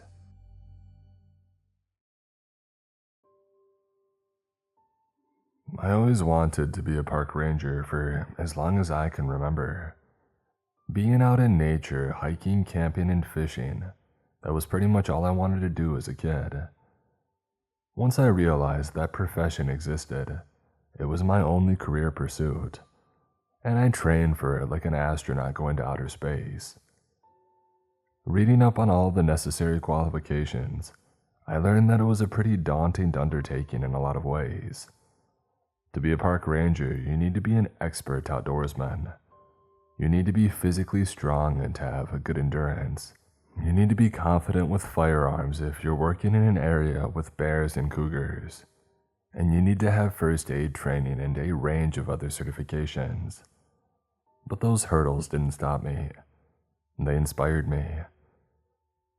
Throughout my late teens and early 20s, I had a corkboard on my bedroom wall with every park ranger requirement listed on it, flanked by photos of my favorite national parks, and I checked the qualifications off one by one, celebrating as I achieved them.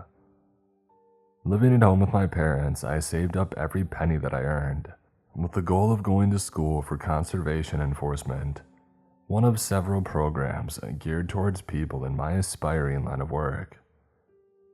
Eventually, I got my diploma from a nearby community college, which was about all that I could afford. It took a while and I worked a lot of crappy odd jobs, but eventually, I was hired full-time by the Forestry Service as a fire lookout. This was after at least 30 rejected applications. By that point, the recruiters probably knew my resume by heart without even having to read it. I was thrilled and accepted the job with a cry of joy over the phone, to which my boss laughed and said he was looking forward to meeting me. Throughout my on-the-job training, I picked up things quickly, and my supervisor named Ross said that I was a natural. It wasn't long before he was sending me out alone to clear brush or do simple tasks, despite the fact that he was supposed to be shadowing me the entire time. He said he trusted me and that it took a lot to gain his trust. On my last day of training at Fire Tower 14, we were sitting in the cabin playing chess when Ross had noticed something in the distance, a bit of smoke rising up out of the trees. It was just a wisp of white smoke, indicative of a campsite. "We should go check that out," Ross said, handing the binoculars to me and pointing. I saw it immediately and I nodded, thinking that it would be nice to get out and do something different. The routine of clearing brush and taking out the trash, reading books and playing board games and cards was getting monotonous. It was late afternoon and there was still several hours of sunlight left.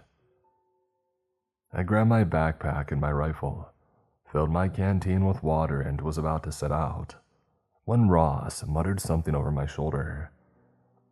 "Son of a," he said, a little louder this time. It wasn't like him to curse, and I was a little surprised to hear him do it. Ross reminded me of a Boy Scout in a man's body. His enthusiasm for the job was infectious, and he was almost always in a good mood. "What?" I asked, walking over to join him. "Another one. Nobody bothers to get a camping permit these days anymore." He pointed at another fire burning in the distance, this one a little closer. Normally, we wouldn't go out to bother campers, but these were not registered camping sites, and people like that often didn't bother to clean up after themselves, and sometimes got injured out in the woods since they weren't prepared. Most people who care enough to go camping properly will actually acquire a camping permit. They know that it isn't worth the risk of being fined. These people clearly didn't care. "You know what?" Ross said, looking at me. "This is actually perfect. It's your last day of training, which means next time something like this happens, you'll be on your own. Nobody around for miles. So let's split up the two offenders and we'll each take one. I'll be in radio contact with you the whole time. They look like they're only a couple of miles away from each other. How's that sound?" Despite the fact that I had been eager for the job my entire life, now that I was faced with the prospect of doing it alone, I was a little bit nervous. But I nodded my head, agreeing with his plan. "All right, let's do it," I said. "Just like we practiced," he told me as we began to climb down the stairs from the tower. "Don't get into any confrontations. If they want to get into an argument, you walk away and call me for backup. Otherwise, I just give them a citation and move on. Tell them to find a new campsite or we'll be back to confiscate their gear. You know, the usual routine." The two of us took the Jeep, which was parked at the base of the tower, and drove down the dirt trail until we saw the first vehicle, pulled over at the side of the road. It was empty with no one inside. "Okay, you take this one. Radio me once you make contact. Remember, don't take any unnecessary risks. If anything doesn't seem right, just let me know." He looked very nervous all of a sudden, and it was making me more worried than I had been a second before. He looked like he wanted to say something else and he opened his mouth, as if he were about to do so, but then he shook his head as if telling himself not to. After a few seconds of awkwardness, I reassured him that I would radio him once I made contact. He told me to get going and to stay safe, driving off once I had shut the passenger door of the Jeep. I was left alone, surrounded by wilderness. Taking a deep breath and letting it out, I began to march into the trees toward the smell of campfire smoke in the distance. The brush was thick since there was no real trail here, but I could see where the campers had dragged their cooler through the shrubbery, and I could make out their boot prints in the mud. If I had to guess, there were at least 3 or 4 of them. It didn't take long before I came across a clearing, and standing in the middle of it was a large stone archway. The human-made structure was about a 10-minute walk from the road, and it looked like a bridge constructed for a railroad to pass over above it. But it made no sense for it to be way out here in the middle of the forest, far from any civilization, and far from any active railroads. A dirt path emerged from nowhere leading towards this arch, and going underneath it to the other side. I didn't know the area well enough to say that this was completely out of the ordinary, but to my eyes, it did look unusual. Ross hadn't mentioned any decommissioned railroads passing through this part of the forest, but then again it could have been long out of use and ancient. When I approached the stone archway, I got a queasy, rising feeling in my stomach, like when you're a kid in the backseat of a car and your parents are driving down a hilly dirt road, and if you go over a steep hill too fast on the opposite side. Looking through the archway, I saw the sky was a bruised shade of purple on the other side. Black clouds floated along, in stark contrast to the clear blue sky which I had seen from the watchtower. I looked over my shoulder and the sky was blue. I looked straight ahead again and saw that it was that surreal purple shade, but only on this side of the archway. What the heck? I muttered to myself, walking through the stone archway to the other side.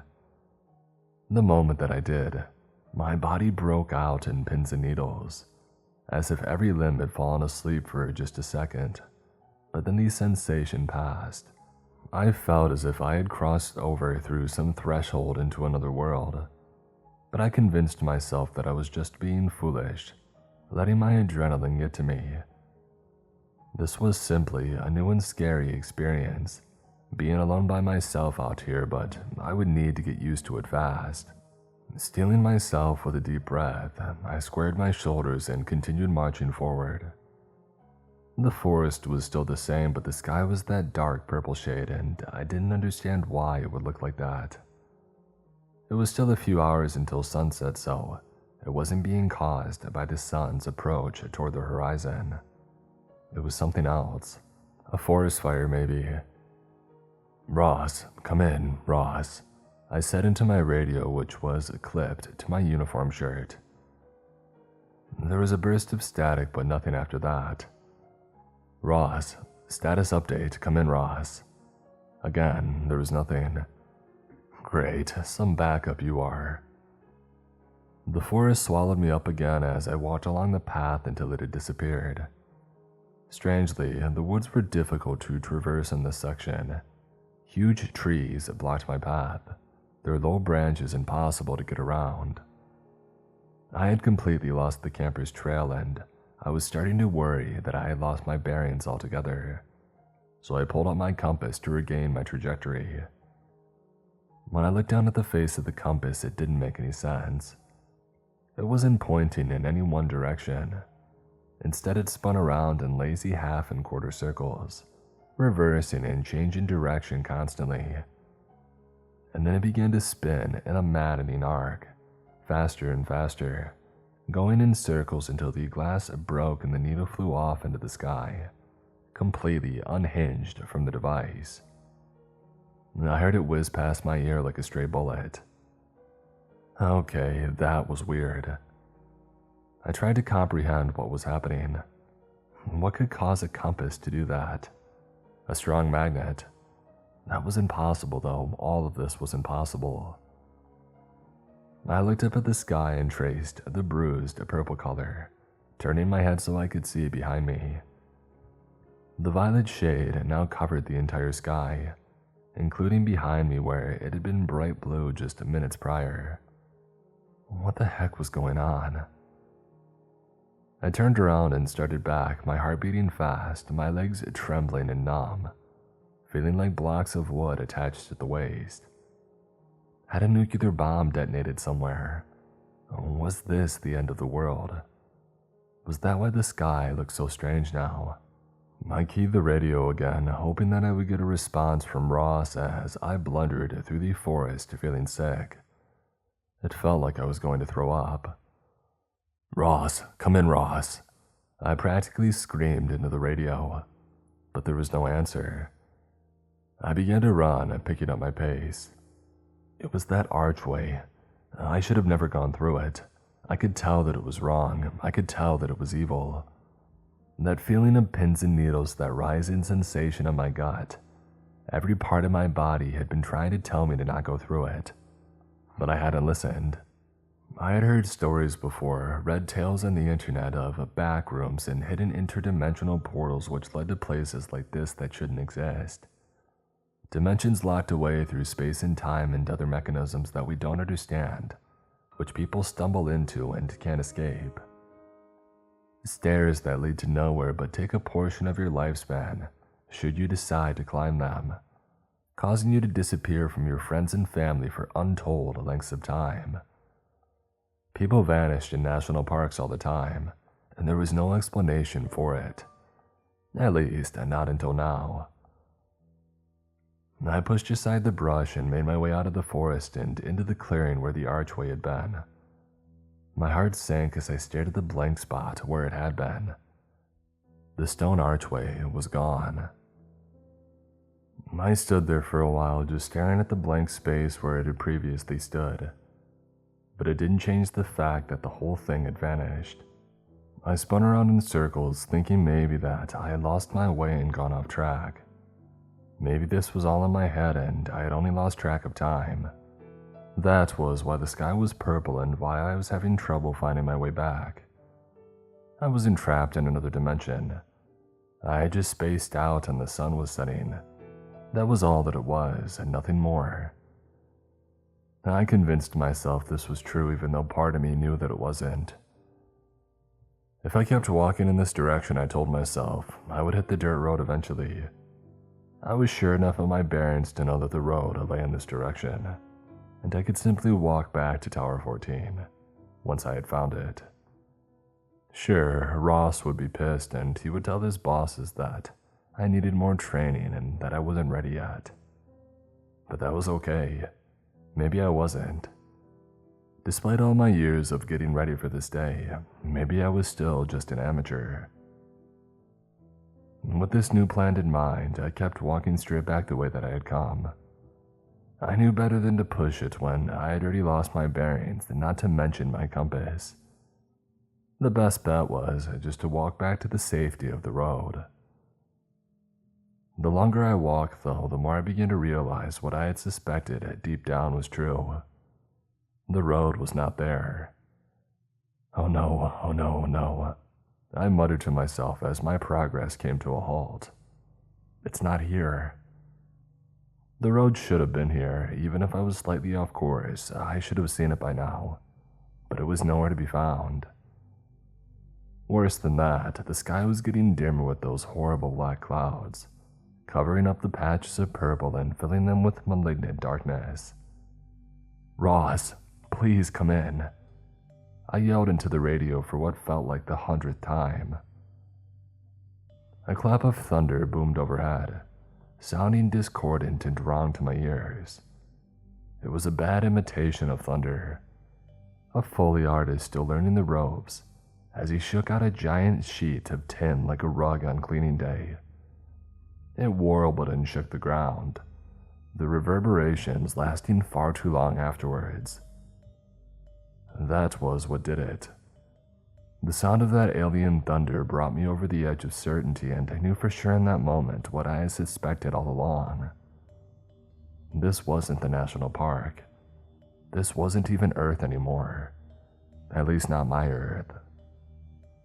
I truly had slipped into another dimension through that archway. Despite how mad it all sounded, I was on the other side of some multi-dimensional gateway. And not only that, but now the gateway was gone. I was trapped here. Turning around, I decided I needed to go back to the place where I had found it. Even if it was gone now, it would have to return eventually. That was my only hope. I couldn't stay in this place. I didn't belong here. And who knew what creatures might lurk in a forest like this after dark? Even in our world, there were wolves, coyotes, mountain lions, and bears. I shuddered to think what version of predator might live unchecked in this universe, without people around to keep their numbers down. As if the forest had read my mind, I heard a rustling sound to my right. The light was dimmer now and it was difficult to see, but I thought that I had noticed something a ways off in the distance, ducking behind trees and hiding from view, following me through the dark woods. Was it a person? It kind of looked like one. Hello? I called out, my voice breaking with fear. Hello? It called back, sounding like a tape recording of my own voice. slightly sped up and slowed down halfway through the word. The thing paused momentarily as it ducked out from behind the trees, looking at me, measuring me, standing in plain view for the first time as if letting itself be seen. My skin turned ice cold when I caught a full glimpse of it. It saw me, that was for sure, and it was following me. The dark humanoid shape had grayish-blue skin and at least 2 sets of arms. It walked on 2 legs and ducked behind each tree as it passed by, so as not to be seen. Its face was shrouded in long black hair, which covered its visage like heavy curtains. It was completely unclothed, its long hair covering most of it, and carrying nothing with it. To my eyes, it looked like an animal, a creature more than a person, although it walked on 2 legs and it resembled a human. The extra set of arms was the most jarring aspect of it though, and it made it feel so much more like a nightmare, like this couldn't possibly be happening. My heart was pounding fast as I tripped over branches and fallen trees, stumbling and rising to my feet and looking to see if the thing was even closer now. It was on a diagonal path through the trees, pursuing me but also making its way closer and closer to me. For the first time I saw its eyes behind the mask of tangled hair. They were reflective in gold like a cat in the night. And then I saw its teeth and its rancid and rotten smile. It rubbed its 4 hands together in a ball of moving flesh and fingers, like an excited old man about to eat his favorite meal. The creature knew I was scared and it was enjoying itself, enjoying the hunt. Another twig snapped underfoot, and at first I thought it was my own foot which had done it, since the sound was so close, but then I realized it was only a few feet away, which meant I spun around just in time to see a face appear in front of me. At first I thought it was another one of those things, and almost took a wild swing at it, but then I saw the face of a human. It was a man wearing a park ranger uniform. His hair was shoulder-length and greasy, and he had a long beard which was untrimmed and scraggly. "Get behind me," he yelled suddenly, and I did as he asked instinctively, hearing the sound of movement coming towards us through the brush from where the creature had been. The sound of the rifle's report was deafening. My ears were still ringing when he fired again a few moments later. "That's my last bullet," he said, grabbing my arm and pulling me to my feet. "I hope you brought some ammunition with you. Those things don't like to die." Noises could be heard behind us, and I realized that the creature was still in pursuit, despite 2 well-placed rifle rounds. I was compelled to follow the strange man as he raced ahead of me, looking back at me occasionally to see if I was still trailing him. I didn't have time to ask questions. I didn't have time to think about the fact that the archway was getting further and further away with each step. All I could do was run, and soon the sounds of more racing footsteps had joined the first creature. There were several of them, and they were all hungry, moving in a pack like humanoid wolves. I only hoped this man knew where he was going, and that he had a plan to survive. I soon learned that the other ranger who had rescued me was named David, and said he had been trapped in this place for a month. He had a cave which he had managed to camouflage with tree branches, allowing us to hide from the creatures after escaping from them. David knew a lot about this place, and he said the creatures avoided a certain part of the forest, so that was where he took me. He had set up traps which only he knew the placement of, and his hideout was there, stocked with provisions. "A lot of the plant life here is the same as in our world," he told me when we had arrived back at his camp. "I found a patch of shiitake mushrooms, and I've been surviving on those more or less. I had a few things in my bag, an energy bar, some trail mix, the usual stuff, but I ran out of that pretty quickly." He showed me his little pile of foraged food, and I marveled at how well prepared he was. There were different species of mushrooms, some wild root vegetables, and some roughage that he had set aside to make a salad with. "This is incredible," I said, and I thought that I was a good survivalist. "Nah, you're still young," he told me. "I've been doing this sort of thing for a long time. I was in the British Special Air Services when I was younger. They are highly trained soldiers, sort of like your special forces. Since I got across the pond, I've worked here and there. But most recently, I've been in the fire lookout at Tower 14 for almost 10 years. I let out a soft gasp. "That's where I'm stationed. You worked at Tower 14. He chuckled. "Worked, past tense. Dang, they replaced me already, huh? Well, I guess they must have given up looking for me too then." I thought back to that odd look that Ross had given me when letting me out of the Jeep. He looked like he was going to say something, but maybe, "Don't get killed or disappear like the last guy," would have been too on the nose. Maybe he had been thinking about how this was a bad idea, I realized.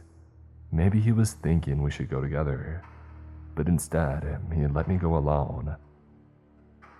I felt a twinge of anger thinking about how none of this would have happened if Ross had been shadowing me like he was supposed to be.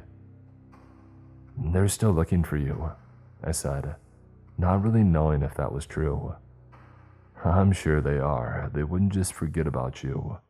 Ross didn't get around to telling me that yet, that's all. I'm still in training."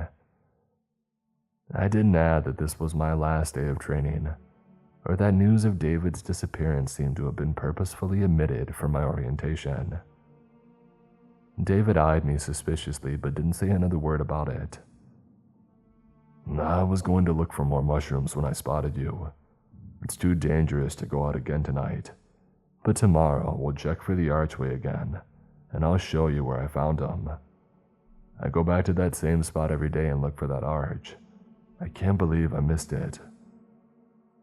He was peeling a mushroom with his knife as he spoke, but with that last sentence, he hurled the blade across the room where it clanged against the rock wall, making a loud noise. "Quiet," I whispered, yelled at him. "I know you're upset, but we're gonna get out of here." His face was emotionless as he looked back at me, tears welling up in his eyes. "That's what I've been telling myself for the last 36 days, he said. "I hope to God you're right." As I tried to fall asleep that night, I couldn't. The idea of a man like David being brought to tears by this place was almost too much to bear. The man was a killing machine, British Special Forces. He had saved my life and pulled me out of a situation where I would have thought I would be dead for sure. At least we had more ammunition now, and 2 guns, but still that didn't reassure me very much. Those creatures, whatever they were, did not like to die. I managed a few hours of off and on sleep before the sun came up, still appearing that same horrible shade of purple as it had the day before. It was starting to hurt my head. It felt wrong just being in this place. It was like we didn't belong here, like the air was too thick and too heavy and not meant for me to breathe. Without even realizing it, I had begun to hyperventilate. I tried to stop myself to calm myself down, but I was unable to. David came over and looked in my eyes, and after a while, I started to hear the words that he was saying. The cave was still beginning to turn darker and darker all around me, and I could feel myself losing consciousness, but I managed to listen to him. "Breathe deep," he said. "Slow it down, you're okay. I've lived here this long, the air is breathable. You're okay, big deep breaths, lad. Good. Okay, that's better. Keep breathing in and out." After a while, I started to calm down, and I looked at him gratefully. "Thanks," I said. "I needed that." "Stay there and get your wits about you. I've got breakfast ready," he said, and I realized that he had a portion of mushrooms and wild lettuce set aside for me. He brought it over on a flat rock and handed the food to me. "What's the plan?" I asked, eyeing the food suspiciously. Despite the fact that he said it was okay, I was still concerned. "Eat," he told me. "You need your energy. We're gonna walk over to the shiitake patch. On the way, we'll check for the arch.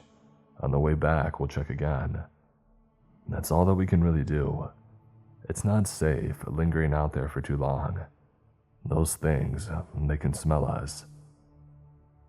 I managed to eat a bit of the salad and mushrooms, despite the fact that they made me uneasy. Consuming anything, even the air in this world, just felt wrong. Like I was breathing in toxic fumes and not meant for human consumption. Still, a little bit of the food couldn't hurt me. At least, that's what I told myself. After eating, we set out for the archway. The hike was a long one, and David brought plenty of water and provisions, filling up our canteens from a spring along the way. Once again, I felt glad for his guidance. If not for him, I'd probably be dead 10 times by now. After a long while, we reached the clearing where the arch had been. Once again, it wasn't there.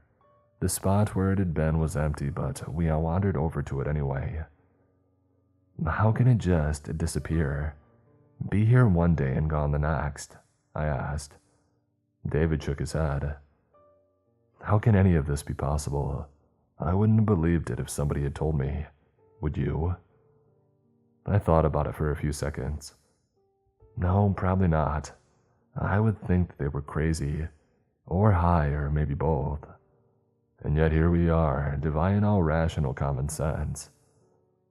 There wasn't much more to say, so we continued walking.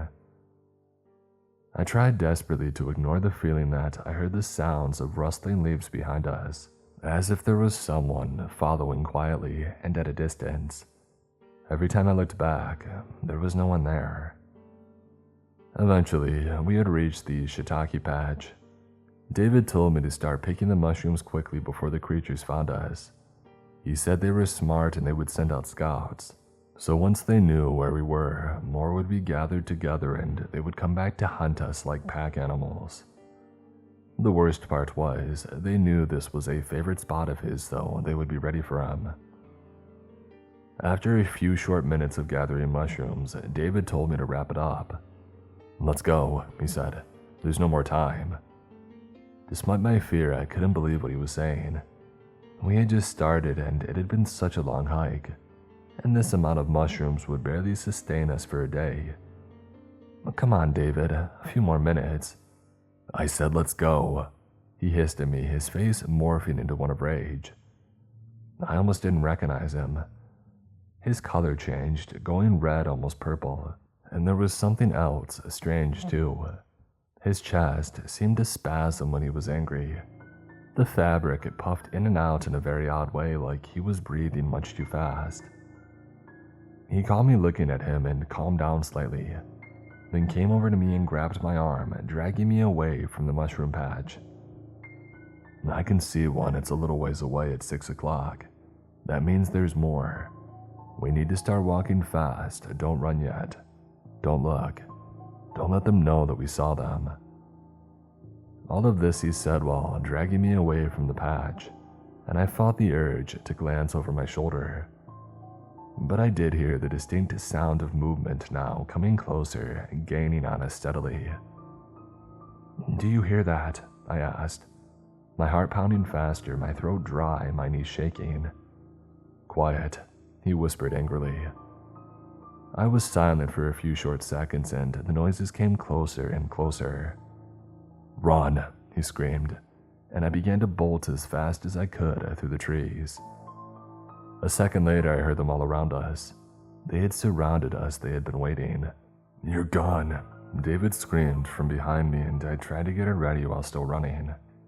And then I saw what he was worried about. One of the creatures was straight ahead, waiting for us partially hidden behind a tree. It revealed itself just barely, poking its head out to look and see how far off we were, and then it disappeared again. You see it, he shouted. Yeah. When we get to that tree, you go left and I go right. Don't get too close. I understood immediately what he was doing. He was sacrificing himself for me. By going to the right, he was running right through the eye line of the creature. He would be running past it within inches of its grasp, all to distract it so it wouldn't get me. Part of me wanted to argue, but there was no time. We were already at the tree. I ran to the left and David went right. The creature lunged at him just as I had feared, and managed to rake him with its long, talon-like fingernails. His back was bloodied as he ran, getting ahead of me as he put on speed. "There's more up ahead," he yelled, and I saw them a second later. There were at least two, maybe more, hiding in the trees and waiting for us a little ways ahead. I had a feeling they would not be fooled as easily as the last one. Luckily, we had a speed advantage on the creatures, at least the ones that we had come across so far. I hated to think what a faster version of these things would look like. Our ability to outrun them was the only thing keeping us alive. I could hear them chasing after us, their heavy footsteps loud as they crushed the leaves underfoot. "Let's split up," David said. "You go left, I'll go right. Then we meet back in the middle, say 100 paces from here. Got it?" "Sure," I agreed, not sure what other options we had. I was deferring to him since he seemed to know what he was doing. "Now," he yelled, and he branched off from our trajectory, heading to the right. At the same time, I went left. The creatures took a moment to respond, but once they saw what we were doing, they left their hiding spots where they were waiting to ambush us. The creature closest to me came at me from my right, and I screamed as it came within a few feet of me, its horrifying arms reaching out to grab me. I felt the breeze from its hand rushing past, but managed to duck out of the way just in time, stumbling over a fallen log and face planting right afterwards. The thing crawled after me and I felt it grab my ankle, pulling me towards it as I screamed. And kicking as hard as I could with the other leg, I brought my foot up into the creature's jaw, where it connected with a sickening crunch. It howled a cry of hurt anger as its grip loosened on my ankle for a split second.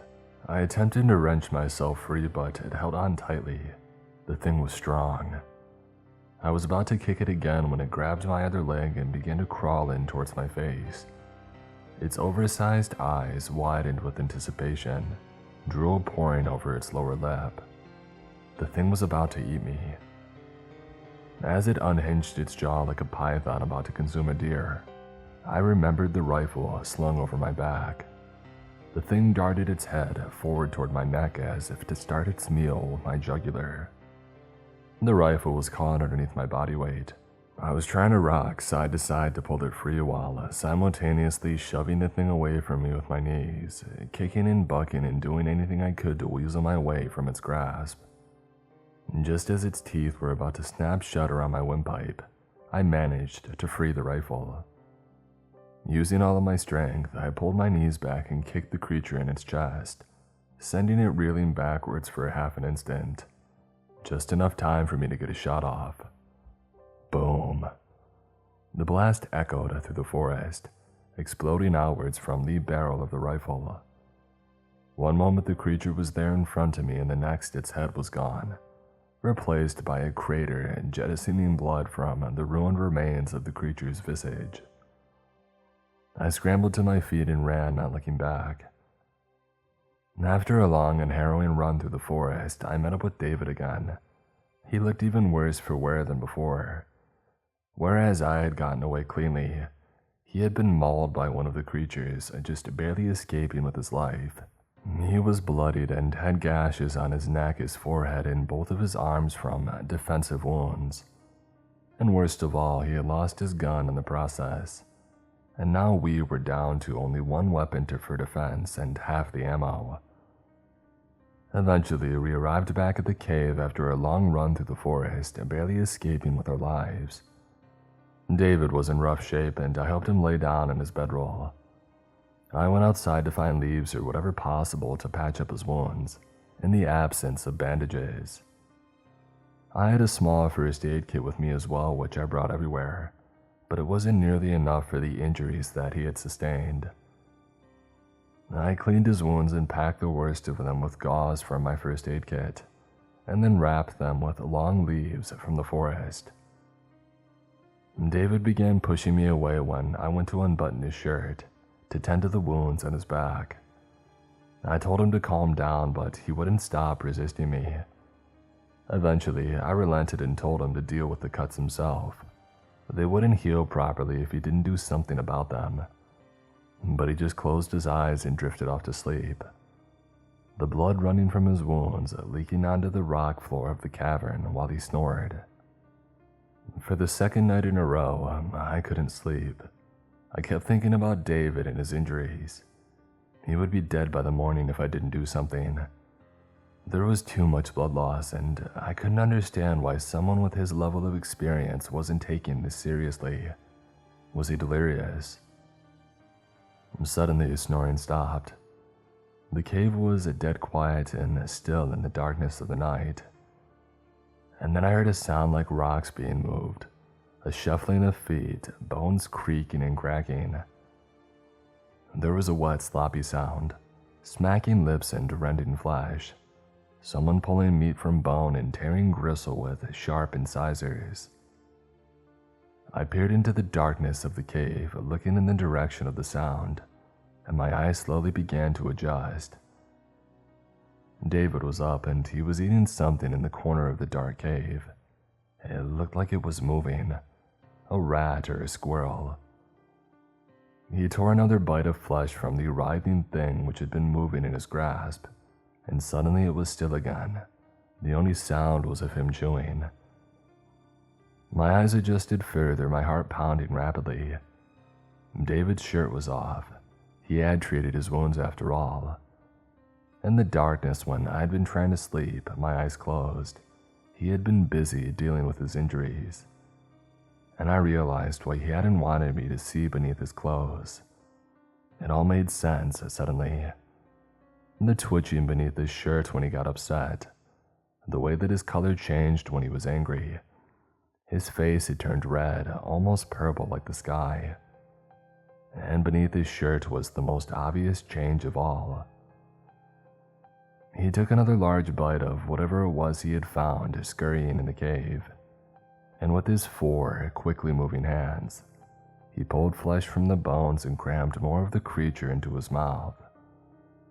His eyes were golden and reflective when they caught me staring at him in the darkness, and as I got to my feet, I began to run. I stumbled out from the cave, terrified. My legs didn't seem to work properly.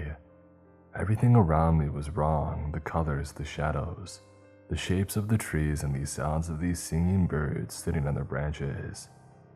This world was not my own, and I needed to get out, now. Running as fast as I could through the forest, I remembered how I had come to be in this place, as a park ranger trainee. I had been on a fire lookout assignment and had been sent to confront a few campers who had made a bonfire without a permit in an off-limits area. But I had stumbled through to a gateway to another world in the process, becoming lost in this place, trapped in another dimension where humanoid creatures with gray skin and forearms hunted people in the purple-tinged darkness. I fell flat on my face, landing hard after tripping over something. A vine. No, whatever it was thin and sharp and it hurt me badly. The piano wire, or whatever it was, had cut across my shins and I felt the warmth of blood trickling from the skin.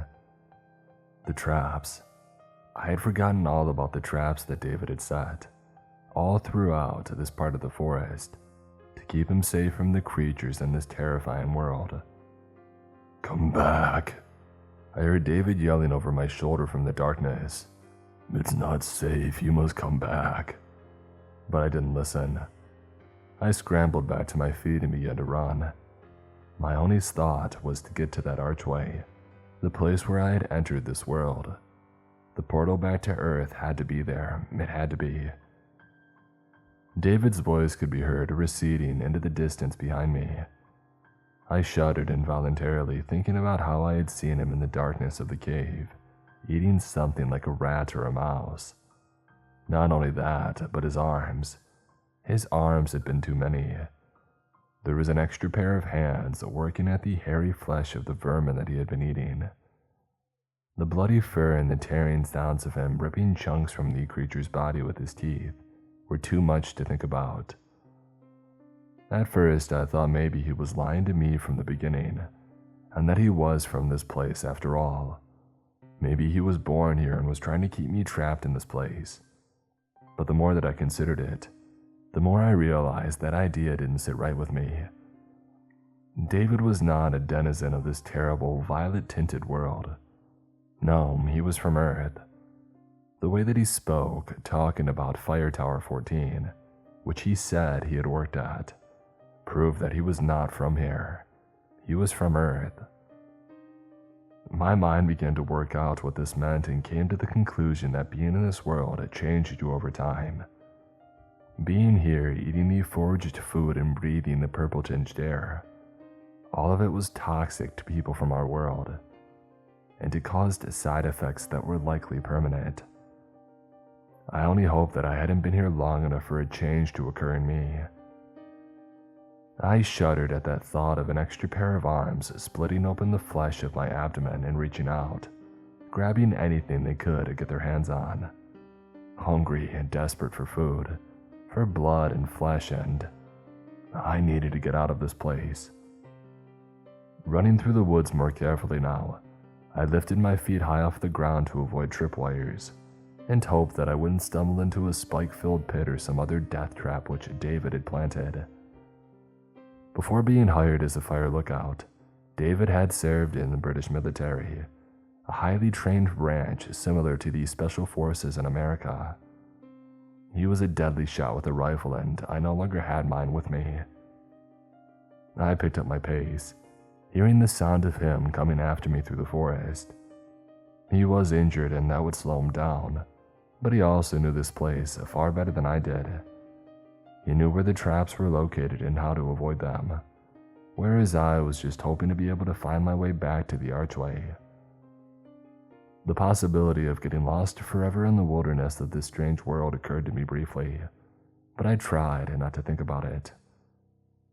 Trying to remember the way that we had traveled through the forest, I stepped tentatively across the ground, no longer running, but slowly walking through the trees now. I was terrified of stepping on a spike or tumbling into a pit with spikes at the bottom, ready to impale me. David had told me more than once to never go out alone, since he had placed traps everywhere in this area. There was a noise close behind me, and I looked back to see David was following me from a distance and gaining on me, and I picked up my pace and began to run again. "Come back," he called after me, his voice sounding different now, distorted and wrong. "It's not safe." Breaking into a sprint, I hoped to lose him in the darkness. For a time, it seemed to work. He was slower due to his injuries or his mutations, and he was hobbling when I saw him again, trailing me from a distance now. Confident that I had managed to escape the section of forest where he was hiding his traps, I began to make my way towards the archway. There were certain landmarks that David had shown me to find my way back to it, but none of them looked quite the same at night. In fact, nothing looked the same at night. I was starting to worry that I had become completely lost when I finally saw the huge oak tree with its one low branch that pointed the way. Following David's prior advice, I continued traveling that direction. After a long period of walking, I realized the sun had begun to rise, looking purple and bloated and wrong as it always did in this world. But at least it gave another indication of which direction I should be walking towards, and it helped to light the way, making the landmarks more obvious as I came across each one.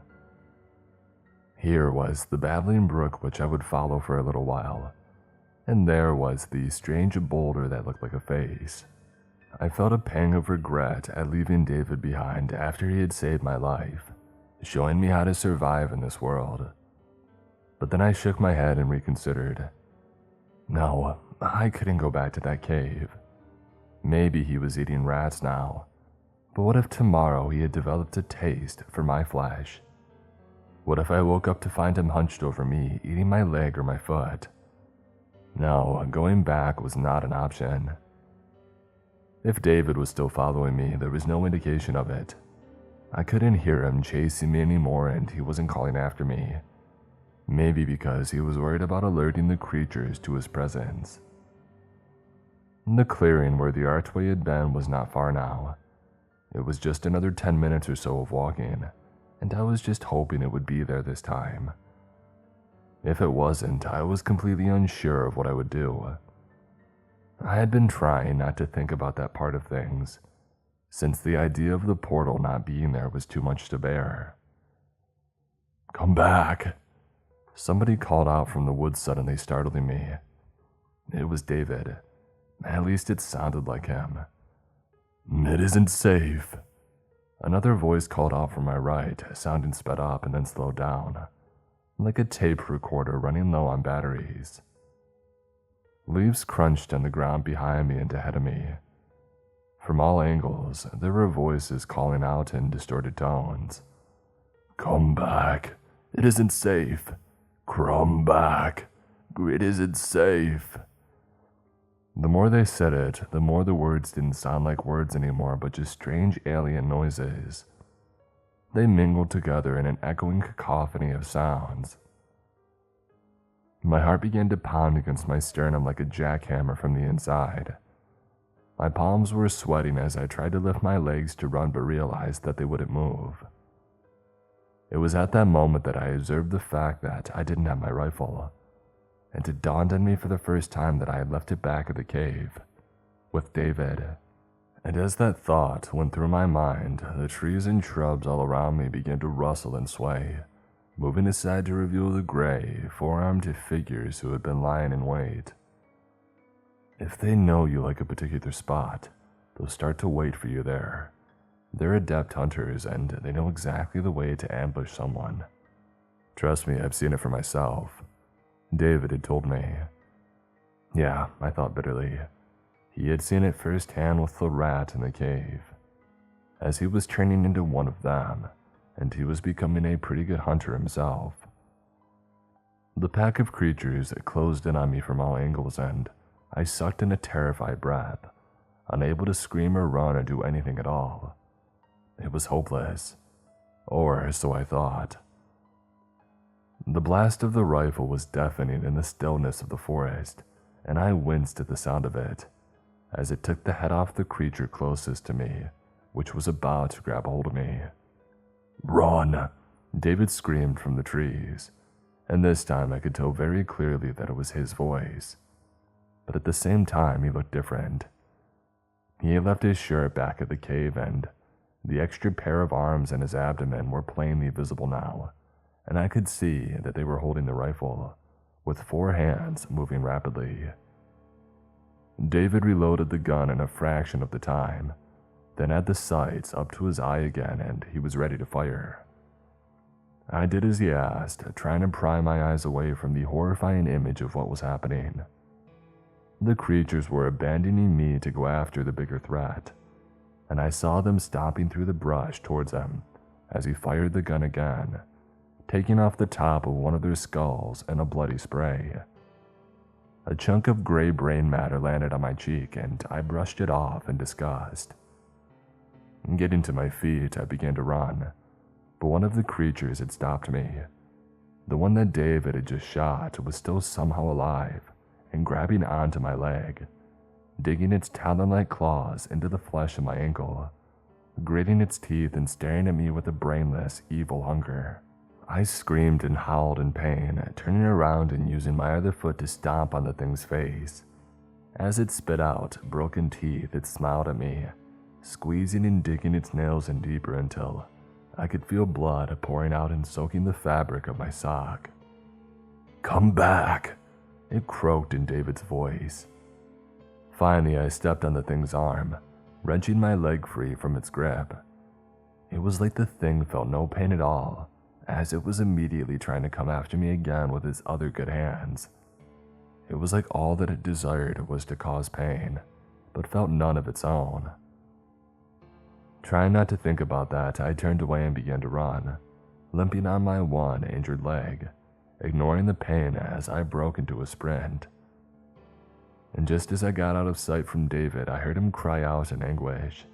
His screams cut short as one of the creatures began to chew on his windpipe. and all that could be heard after that was a hushed, gurgling sound far back in the distance as he drowned on his own blood. Somehow I knew without even seeing it happen. David was dead, but I had no time to mourn for him. I rushed through the trees, trying to ignore the pain in my leg, hoping with every fiber of my being that the archway would be there. I spoke the words in my mind and out loud over and over again, like a mantra as the clearing came closer and drew into focus. Please be there, please be there, please be there. And when I came out from the trees and into the clearing, I almost couldn't believe my eyes. Was it a dream, a mirage, a fantasy that would disappear when I blinked my eyes and opened them again? No, it was there. It was actually there. The archway was back, and just in the nick of time. Without a moment's hesitation, I ran through it, terrified that it would disappear before I got the chance to step through the threshold and back into my dimension.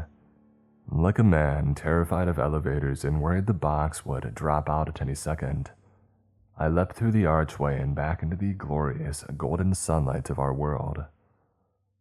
I realized immediately what I had been missing, as the blue sky above could be seen through the trees, and I noticed I was truly warm for the first time in days, as if I had been walking in shadow and only now was stepping out into the sun. As I began to walk back toward the road, I took a nervous look back over my shoulder at the archway, and I froze when I saw the disturbing sight behind me was still there. I could still see the purple sky on the other side, and that could only mean one thing. The portal was still open. Terrified of what that implied, I shuddered and continued walking, looking back every so often for the creatures, and hoping that the archway would disappear, this time for good. But it didn't. As I left it behind in the trees and lost sight of it, my last glimpse showed that evil purple sky shining through from the other side, insidiously waiting for another hiker to stumble through, or for something else to emerge from the other side. At least if I have to face another one of those creatures, it will be on my turf, I thought to myself with some slight reassurance. But I didn't have a weapon, and I would need backup. I wasn't out of the woods yet. After limping through the forest for 10 or 15 minutes, eventually I found the road. A part of me had been worried that it wouldn't be there, that this would be just another world that looked like ours, one of a million different potential places that the archway could take you to, and that I would find myself wandering through some unknown forest again, set upon by some new breed of ravenous creatures with a thirst for blood. But thankfully, this did look like the road that I had been on before, and I could even see the distinctive tread marks in the mud from what appeared to be a jeep, maybe from the day when Ross had dropped me off in this very spot. I felt a twinge of anger at the thought of my supervisor, and decided that I would let him have it the moment that I saw him. He was supposed to be my backup, and I was supposed to be learning from him. Instead, he had let me go out on my own, and now look at what had happened. Limping along the shoulder of the gravel road, eventually I saw the fire tower come into view up ahead. It came into focus gradually, emerging from the trees that hid it from my sight. The jeep was there, and I realized instantly what that meant. Ross was up there, not out looking for me like he should have been. If he had been where he was supposed to be, none of this would have happened. I climbed the wooden steps leading up to the fire tower, getting more and more enraged as I got up further, and closer to the man who I now believed was responsible for all of this. My aching leg was bloodied, and I could feel it swelling in my pant leg, tightening around it. Finally, I reached the top and threw open the door, to find Ross sitting at the table reading a book, drinking a cup of coffee. He looked surprised to see me, and shocked at the sight of me. "Holy crap," he almost screamed, knocking his coffee cup over. The brown liquid spilled all over the pages of his paperback. "You're back." That's right, I hissed, limping towards him. I could feel my face turning hot and red. His eyes widened further. What's wrong with your face? Are you okay? You're turning purple. I didn't know what to say at that. I looked in the mirror to my left and saw that he was right. I didn't look like myself at all. I looked like a monster made of rage at that moment, my face purple with anger. Suddenly all of the fight left me and I realized how utterly exhausted I was. I heaved out a great sigh and crumpled to the floor of the fire tower cabin. I collapsed on the floor, unable to understand what was happening to me. I didn't feel like myself at all. And as I did that, I felt something writhing beneath me, a squirming feeling in my abdomen, like fingers reaching out from inside, trying to poke and tear their way through the skin of my belly.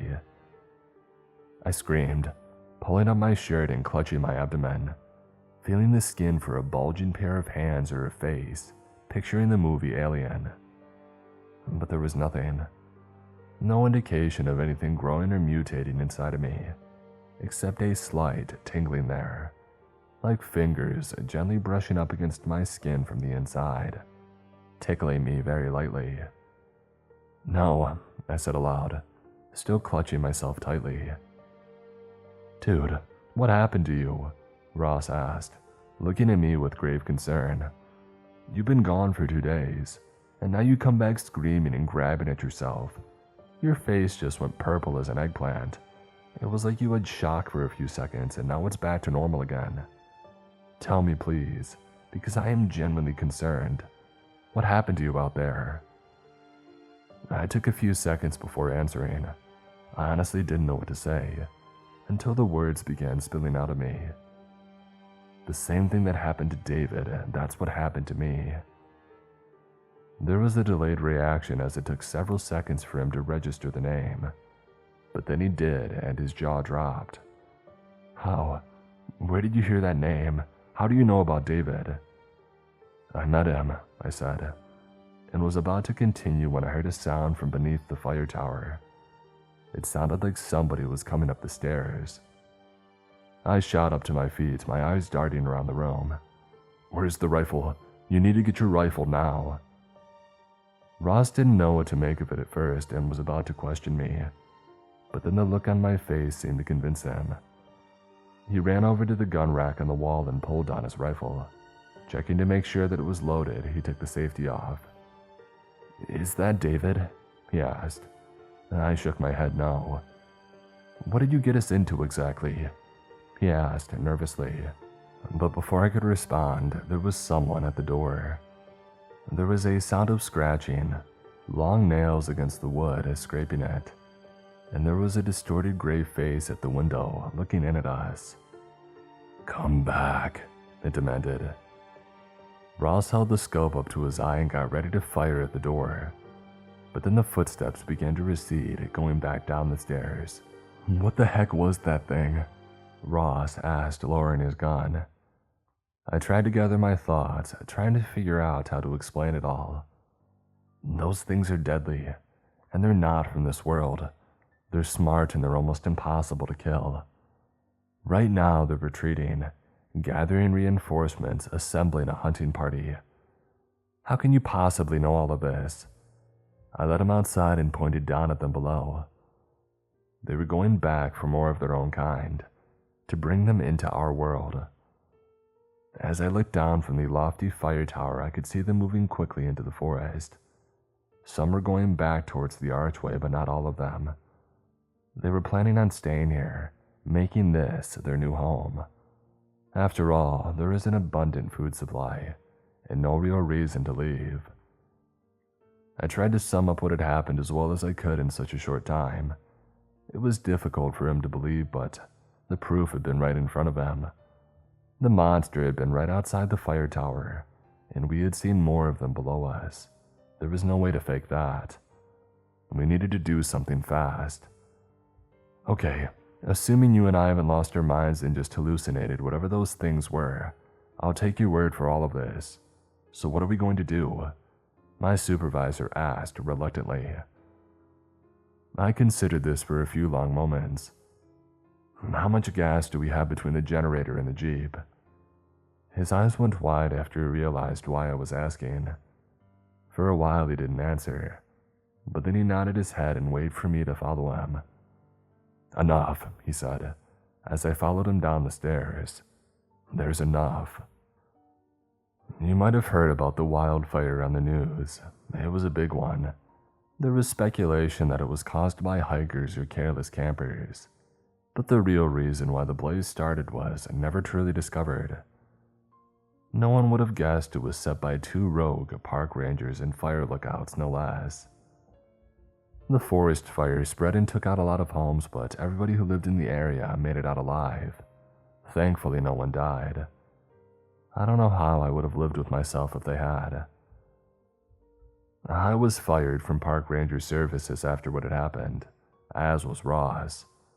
With all the news coverage and social media outrage, somebody had to be blamed for what happened, and we were the most viable scapegoats, especially since we had been seen fleeing the area long before the blaze was ever reported. Our excuse was that the fire had started near the road, and that we had been down by the Jeep when we had noticed it. Believing our lives were in danger, we had fled from the area before being able to radio in to report the wildfire. Unfortunately, there's no way of really knowing if we killed those things, or if we destroyed the archway. Maybe it can't even be destroyed. Maybe those things can't be killed. It's been years since all of this happened. I'm terrified of the forest these days, and I stay out of the woods and away from nature entirely. I live in a big city far away from all that business. I work in a high-rise and live in an apartment building. And when people ask if I want to go camping, I say, no. People tell me that I'm strange. They talk about me behind my back. One thing that people find peculiar about me is that I never go swimming. I never take my shirt off. And I don't date or try to find a girlfriend, despite people trying to set me up. I don't want anybody to see the changes that have been happening, the arms that have fully sprouted from my abdomen and have a mind of their own. I try to tie them down to strap them down with duct tape so they can't move, but they always manage to free themselves. They're very crafty in that way, and they brought with them an unusual appetite. I found myself craving the most disturbing things that crawl and skitter in the subways and in the sewers, things that I have to chase and kill and rip flesh from bones with my bare teeth. It scares me to think about what I'm becoming, and part of me will always be terrified. A voice in my mind is screaming that this is wrong and that I need to get help. But another part of me is getting used to it. A primordial, alien part of me is starting to very much enjoy the hunt.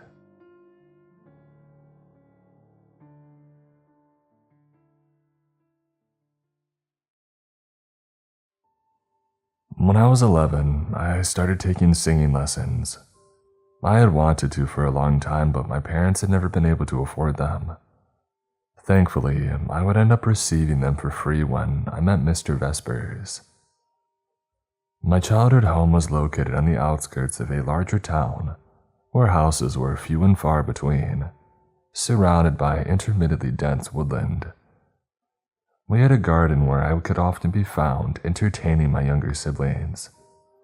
I didn't have many friends at school, so I was basically always at home. I got on okay with my little brother and sister so often that I had to play the babysitter when my parents needed some time off. Ironically, they trusted me to take care of them over my older sister.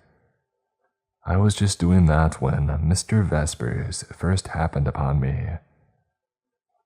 The aforementioned younger siblings, Viola and Reed, were really giving me the runaround that day. Viola had somehow managed to climb atop our swing set and was refusing to come back down.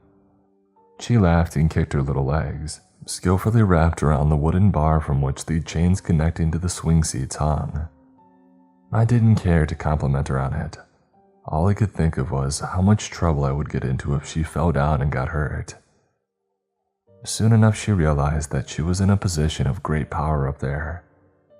"Hey, Sheer, I'll come down if you do a handstand," she hollered. I did clumsily, and while this seemed to please her, she still wouldn't climb off. "Now do a cartwheel." I tried and failed.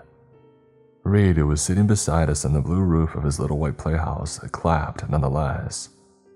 "Now sing, loud," Viola ordered.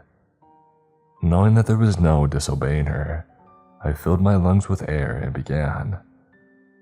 There's this one old song that she hated because it made her terribly sad, so I chose to sing that. I hoped that it would lead to her getting tired of her nonsense, but instead, she started crying right there on top of the structure. I was on the brink of despair and considering where to get a ladder from, when suddenly I heard the gate in the fence swing open, and footsteps drawing closer. Upon turning around, I found a complete stranger approaching us. He was a bit taller than Dad and wore a pristine camel hair coat. His face was framed by sleek brown hair and a cropped beard. He looked like a pop star, but fancier. The unannounced entrance of a man that I had never seen before should have certainly given me a start, but something about him put me right at ease. Sure, he had ventured onto our property without even asking first, but how could I be alarmed when the look on his face was so gentle? "Hey, sir," I said. "If you're here to see my parents, they're not home." Yeah, I know, I was a pretty stupid kid. "Oh, I don't know your parents, toadlet." His voice was deep, rich, and smooth, with all the resonance of a thunderclap. It was nearly enough to help me ignore the borderline insult that he had just thrown at me. A toadlet. I bit the inside of my cheek. "Do you need help with the noisy one?"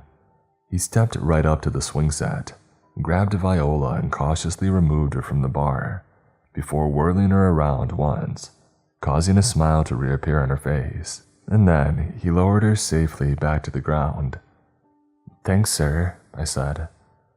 "Quite the climber," the stranger remarked. "Not the only one in the family with talent, though, apparently. Toadlet, I came because of the musical performance that you gave earlier. I heard you when I was walking by. Your voice is heavenly." "What? Nah," I paused. "Really?" "I so swear," he said solemnly. "Can I hear it again?" After awkwardly clearing my throat, I meekly pressed out a few more lines of the same song as before. Viola promptly started to cry again. The stranger's smile grew, genuine warmth filling his eyes. It's wobbly, of course, and a tad brittle there at the end, but all in all, wonderfully harmonious. Sometimes voices still change during a child's transition to adulthood. I hope yours won't. It's perfect. I seldomly received praise, so this made my heart skip a beat. "I could teach you. My name's Brio Vespers, by the way." "I'm Sheer, and we can't afford lessons," I told him honestly. "It would be free. How do you like the opera, because that's my trade?" You're disappointed now, I understand. I can't imagine a little kid like you being fond of the more classical side of music." "Not really. I've only seen them on TV, though, but maybe they're cooler in person," I offered. Mr. Vespers grinned. "Or when you're the one singing them. Besides, I could teach you all sorts of other songs." "That would be kind of cool," I admitted, heat creeping into my cheeks. I didn't quite trust him, though.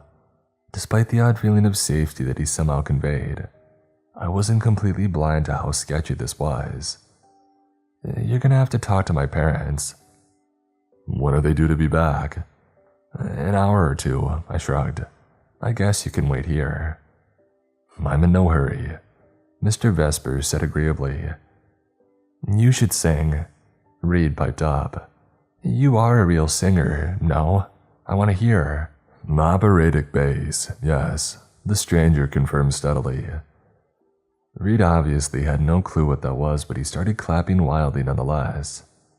I believe that even Mr. Vespers found it charming, as he indeed began to sing. It was in another language, and even though I couldn't understand it, Each word that left his lips shook me to the core. His voice seemed to vibrate and tremble. I imagined that he could have made the ground shudder beneath our feet if he wanted to. Viola started crying harder. Reed was still clapping, only slower. Mr. Vespers finished with a little bow. Reed yelled for an encore while Viola ran to hide in the playhouse. Ignore her, that was awesome. Oh, I don't blame her, Toadlet. I can be awfully frightening. There was a twinkle in his eyes that I couldn't quite interpret. He wound up perching atop Reed's playhouse and partook in our playing, pretending to be a dragon, hissing and roaring at these squeaking children from up above. When my parents returned from their day out, they were more than a little confused, but still it seemed that Mr. Vesper's uncannily soothing aura was working on them as well. What would those lessons look like? Dad asked as we were later sitting together in the living room. He was holding the business card that Mr. Vespers had handed to him, not actually reading it. Would you teach her here at home? I absolutely could, if that works best for her. I meant, could you take her somewhere else? Because I really don't want that noise around here. Dad interrupted him. Mr. Vespers frowned. No problem. Then you're doing this for free. What are you getting from it? I'm a kind soul who appreciates talent. The singer replied without hesitation, a lion's grin curling in his lips. Besides, if your daughter were to make a career off of her voice, that would be beneficial to me as well. I guess it's fine then. I'm gonna get her out of our hair for a bit at least. You're awfully kind, Mom agreed, casting a sparkly-eyed gaze at an uneasily squirming Mr. Vespers. And you're really a professional. If you didn't think I was, wouldn't you have thrown me out by now? My parents exchanged puzzled glances. What do you mean?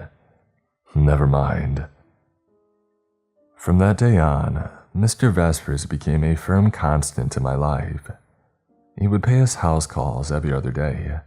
Sometimes he would take me on field trips to the opera or the ballet, though an interest in these plays on my end was only ever feigned. It was kind of nice, though, sitting side by side with this odd fellow, who despite his eccentric nature and brusque ways seemed to somehow care about me.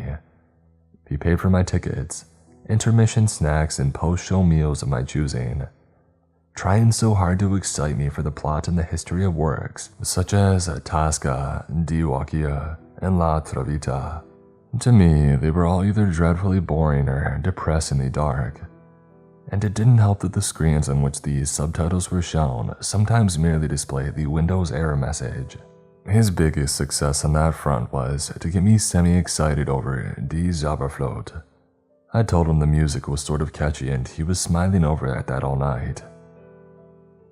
I think the cheerful fantasy plays are better, I explained to him across the dirty McDonald's table that we were sitting at for our traditional dinner that night. I love fairy tales, so I appreciate a bit of magic.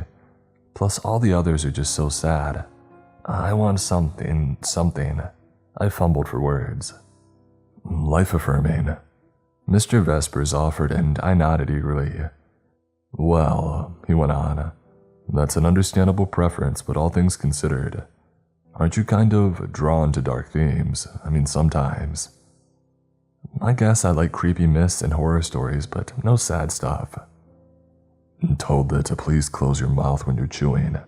I'm a patient man and I can wait for your answer till you've swallowed. He pulled a face. Anyways, it's good that you're such a mirthful soul, but it's also quite surprising. I mean, your parents clearly don't care all that much about you. You're constantly being burdened with the responsibility of caring for your baby siblings.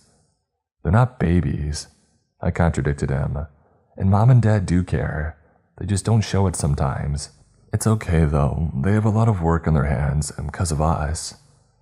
If you ask me, it's still their work, not yours. He fell silent, tilting his head at me. A forced smile curved his lips. Never mind. Eat your garbage. Sometimes when we're walking side by side, I would puff my chest, lift my head, and pretend that I belonged with him. I would call him Dad in my head, Sure, he was always a bit condescending. His nickname for me stuck, even though I had told him a dozen times to drop it. His confidence in my skills is patient with me. I felt more validated by that than by any decent grade at school. God, I wish that he were my family, and I think that he could tell. Of course, we weren't always out and about. When we actually had practiced our singing, we did it in the woods, of all places. At first, this rather confused me, and I was hesitant to follow him each time that he tried to lead me past the tree line. Now I know how this sounds, and no, nothing like that ever happened. Mr. Vespers never did anything to make me feel uncomfortable. He understood my concerns, and thus, we stayed around the forest edge in the beginning. I didn't get why the woods were so important to him anyways. He had attempted to explain it to me multiple times, but it was always so weird and cryptic. Something about the trees needing to hear us. I would find out soon enough, though. The day that I followed him into the woods for the first time would go down as one of the weirdest and most wonderful of my entire life. "Can you feel how everything here responds to you?" Mr. Vespers asked, voice husky with excitement. "These are my woods, never forget that." "What do you mean, your woods?" He let out a soft chuckle, and then he set his voice, singing. A light ballad that lingered in the air with a soft reverence that I hadn't thought his dark tones to be capable of. To my utter bewilderment, the branches of the trees around us started bending down, fanning out as if trying to get closer to him, to touch him. Flowers suddenly sprung from the ground where he stopped. The grass stretched to reach him, and vines slithered down their respective tree trunks in greeting. I was dumbstruck. I followed him until we reached a sunny little grove, where he discarded his coat and placed it on the ground for us to sit on. "The soil would never stain my belongings," Mr. Vespers explained casually, like that was what I had been wondering about. "What is this place?" "Why, you've known it for a while, haven't you? Your house isn't far from here." "Yes, but..." I couldn't find the right words. Mr. Vespers seemed rather pleased with my reaction. "These are my woods, Toadlet. I keep them alive. I make them grow." "With your voice?" He nodded, his eyes sparkling. "So what are you? This isn't exactly normal, is it?" I asked, trailing my fingertips along the soft material of the coat. I was too nervous to meet his gaze. Our normal familiarity mixed with the primal fear of a soft, vulnerable child in the presence of a force beyond understanding. Every fiber of my being told me to run, but Mr. Vespers' fatherly gaze gently asked me to stay. "It's not normal, no," he chuckled. "And as for what I am, I'm human enough to walk and work among you, so that's all you really need to know. Are you afraid of me now, Toadlet?" "Yes," I admitted. "But you know that I would never hurt you, right?" "This is still a lot." "I understand, and I have to make another little confession. Where I'm from, we love artists, especially aspiring ones such as yourself. We want to bless you, we want to see you thrive. And look at me, Sheer. Do you see now?" I whipped my head up, and it suddenly made sense. So much about him made sense now. His pacifying aura, his sharp tongue, his mesmerizing voice. I felt a thrill unlike any other. This is what my love for the unusual and the mythical had amounted to. "You're Mr. Vespers interrupted me by quickly laying a finger on my lips. "A fair..." "Shush," he hissed, pressing his fingers in a little harder. There was a mirthful smirk tugging at his face, though. "Don't you say it." For some reason, I started giggling a lot.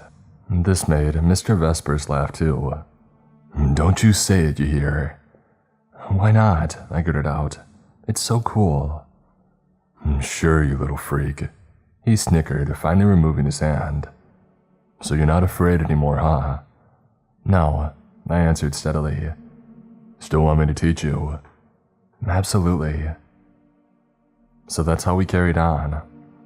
I soon learned not to prod my teacher with too many questions about his nature. We actually avoided the topic a lot of the time. It went unspoken but never forgotten. He taught me to sing to flowers to motivate bugs and birds to dance along and make vines and branches bend my way. Most of the time, he only practiced simple songs and ballads that didn't require too much of a range. I just couldn't pull off the areas that he tried to reach me. My favorites were the lullabies, though. Oh, I know, a little underwhelming, but they always came easy to me. To practice them, Mr. Vespers would fetch us a bunny, and I would have to sing it to sleep. That was quite difficult in the beginning. Mr. Vespers and I sometimes sang duets. My voice, being generally high in pitch, mingled beautifully with his booming, rich bass. Those were the good years. Mr. Vespers soon offered to call him Brio. I think by then he knew how important he had become to me. He indulged me, in fact. He would even comfort me whenever somebody made fun of me at school. And that happened quite a lot, seeing as I was always the ugly duckling. Yup, they say that you grow out of it, but I didn't. I still look like a whole mess. Brio said that it didn't matter. Shire, you have an angel's voice and you can't have one's looks too. That would just be unfair. He would always tell me in that winning way of his, and that was all it took for me to cheer up. His was the only opinion that really mattered. As long as he was pleased with me, then so was I. Life was good, and it remained that way until the day of the concert.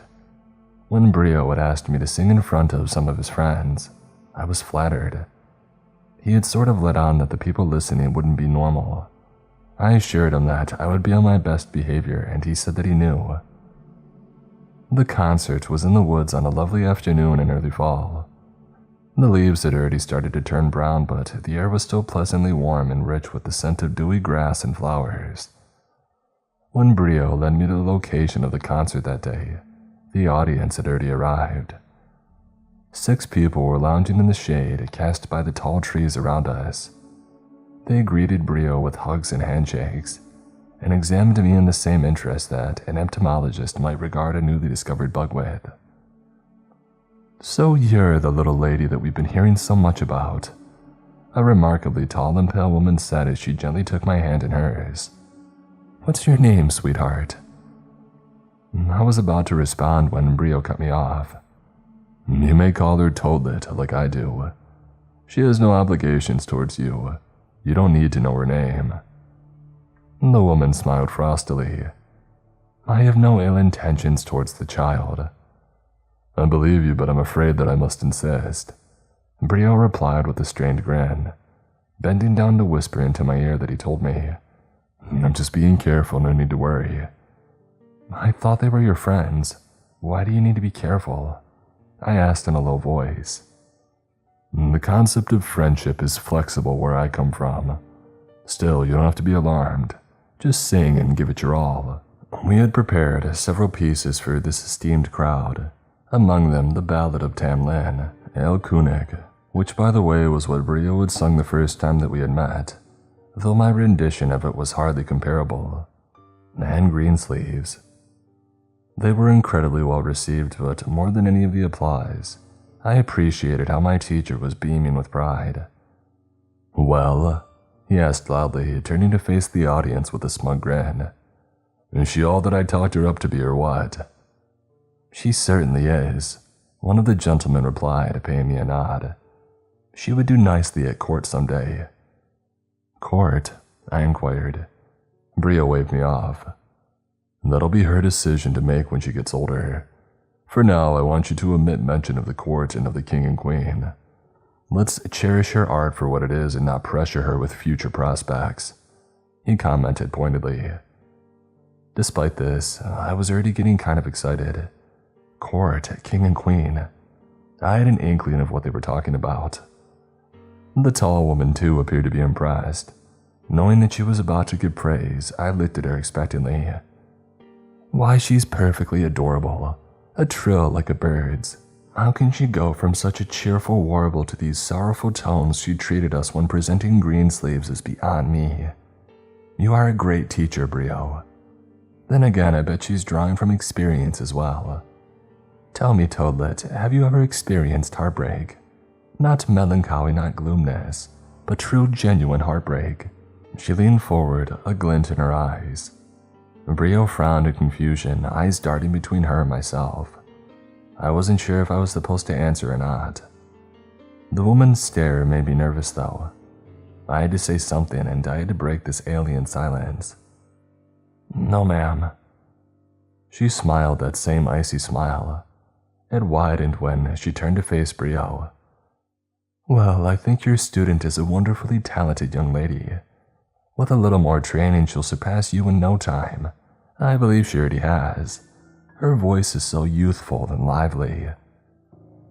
I watched my mentor's reaction closely. I might not have paid a comment like this any mind at all. It was an odd comparison, but a compliment nonetheless. Brio's face, however, changed at these words. When he met my gaze, his eyes had hardened. The pride within them had been replaced by something else. Something that frankly sent shivers down my spine. He didn't walk me home that night like he usually did. He didn't come to pick me up the next day or the day after that. As a matter of fact, I never saw Mr. Vespers again. I was sick for weeks afterwards. I could barely eat, and whatever meager contents my stomach did had left inside, I threw up. My belly simply hurt that much. I cried myself to sleep every night that followed, not just sobbing but full-on wailing. But that stopped when my big sister came to bang on my door, yelling at me to shut up and that I was keeping the entire house awake. Nobody noticed when I started skipping school. The only class that I ever showed up to was Mrs. Langtree's, my music teacher. She was the one who eventually caught on that something wasn't quite right with me. She sent me to the school counselor, who asked me whether all this acting up was a cry for attention. I said that it was, but not for hers. I ended up dropping out. Mrs. Langtree, however, introduced me to her musical theater group. They took me on, and soon enough, acting and singing for them became my job. That was the one thing that I was grateful for, the one thing that went right. And when I wasn't on stage with them, I earned a living with gigs in live music bars and pubs. I moved out of my parents' place and into a shared apartment. Life wasn't always comfortable, but it was good enough. I never meant to leave the woods behind, though. I would still take the bus to the outskirts of town nearly every weekend to wander the forest in search of my old mentor. I called out for him. I even sang for him all by myself. The vines and branches still bent and stretched towards me, though. Sometimes I heard his voice booming through the trees in the distance, but though I chased after it, I could never find its source. I refused to give up, though. He had to be there, and he had to come see me eventually. Our connection couldn't possibly have been erased entirely by his pride, right? That notion changed one night when I was home alone.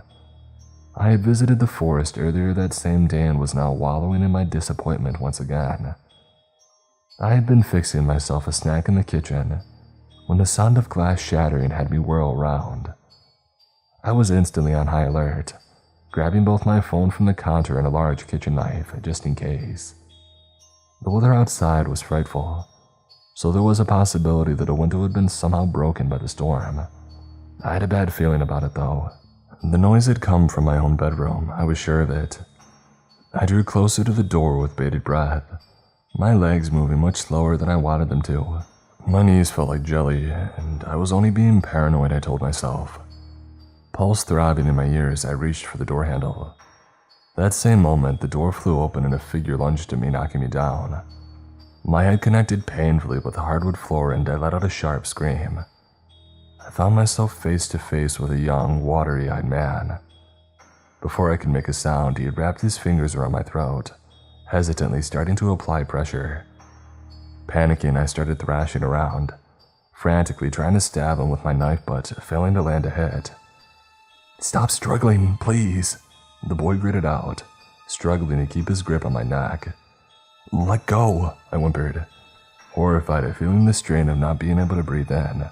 "I need air. I'm sorry," he wailed. "I have to do this. Please just stay still." Like heck I would. Gripped by wild and naked terror, I started kicking my legs, causing him to land on top of me. He made an attempt to get back up, but I ran my knee into that delicate soft spot between his legs. He cried out and I managed to roll him off me. Fueled by pure adrenaline, I scrambled into a crouching position and placed one foot on his stomach, mercilessly pressing down. "Who are you and what do you think you're doing?" "I owe Brio Vespers," he yelled out, grunting in pain. My face fell. "You what?" I asked breathlessly. "I owe Brio Vespers," he repeated, squirming beneath me. "He made me come here. He said that I had to get rid of you." "He told you to kill me? I'm sorry, but I have a debt to pay." "I don't care about your kind's debts," I said. How my voice came out so steady, I'll never know. I felt like somebody had just stabbed me in the gut with a maypole. "Did Brio watch me when I came to his woods?" "Every time." I took a deep breath. My head was spinning, twisted by a ton of washed-up pain, grief, and weirdly enough, frustration. "Please don't kill me," the boy begged in a brittle voice. "I swear that I'm not a murderer, but I had to do what he said. He was forcing my hand." "Is this something that you can control? If I let you get up, will you come at me again?" I asked sharply. "No, mistress," he whined. "You have my word, mistress." I let go of a deep sigh, staggering to my feet and reaching up to massage my throbbing temples. "Why does he want me dead?" I asked. "You've been singing in his woods. The trees were listening. They still know you. Brio's getting on in years, though he tries not to show it. It's not just that he's jealous, but he's scared of being replaced. He's scared that the trees want you now. And that warrants a death sentence." The boy looked at me like he didn't rightly know how to respond. "I tell you what, I'll let you go if you do me a favor." He leaned forward, eyes wide. "Go back to Brio," I said. "Tell him if he wants me dead, he'd better come and get his soft hands dirty. Can you give him that message?" "Absolutely, anything else?" "Tell him that I don't want his woods. I would have never begun to compare myself to him. I was a kid and I loved him. I would have done anything to do him proud. If he wants to go on like Snow White's evil stepmother, he can be my guest. But I'll burn down the whole lot of those trees if he chooses war. As for me, I won't go back there, so he'd best just leave me alone." The boy blinked. Could you write that down for me?" That's basically the note that we said our goodbyes on. I sent him off with a letter from Mr. Vespers, and I haven't heard back since. I guess that's a good thing. It's been nearly 3 weeks since. I was about ready to forget about the whole thing, lay the past to rest once and for all. But the band and I had a gig yesterday night at this huge open-air event. It's still pretty warm out right now where I live, and there were some other bigger names performing, so there was an enormous crowd. I could only see the people up front clearly. All the others melted into a mix of shapes and colors in the background. I was more focused on my singing anyways. I found that when I'm in front of a lot of people, they turn into a single entity in my eyes. I like this entity and I want to please it, but I don't take the time to concentrate on the individuals among it. And I didn't yesterday. Everything was fine and great until we had finished our last song and got ready to go off stage. And I cast another glance at all these people, and that was when I noticed that one of them stood out. He looked like he didn't belong. He looked like he would feel more at home in an opera house. Brio Vespers stood still as a statue between shouting, shoving, and moving people. He met my gaze despite the distance between us. It was a mere moment, and I was frozen. Our bass player, noticing something was off, hastily came over to me and pulled me along with her. If it hadn't been for her, I probably would still be standing there just staring. Before he disappeared out of view, I caught one last glimpse of my old teacher. He raised his hands to clap. Despite my better judgment, I went for a visit to the woods this morning. Fog was still hanging in the air and the sun hadn't come out yet. I didn't venture in, merely staying by the forest edge with pricked ears. I could hear him. His voice was booming through the thicket. I had never realized how eerie it truly sounded.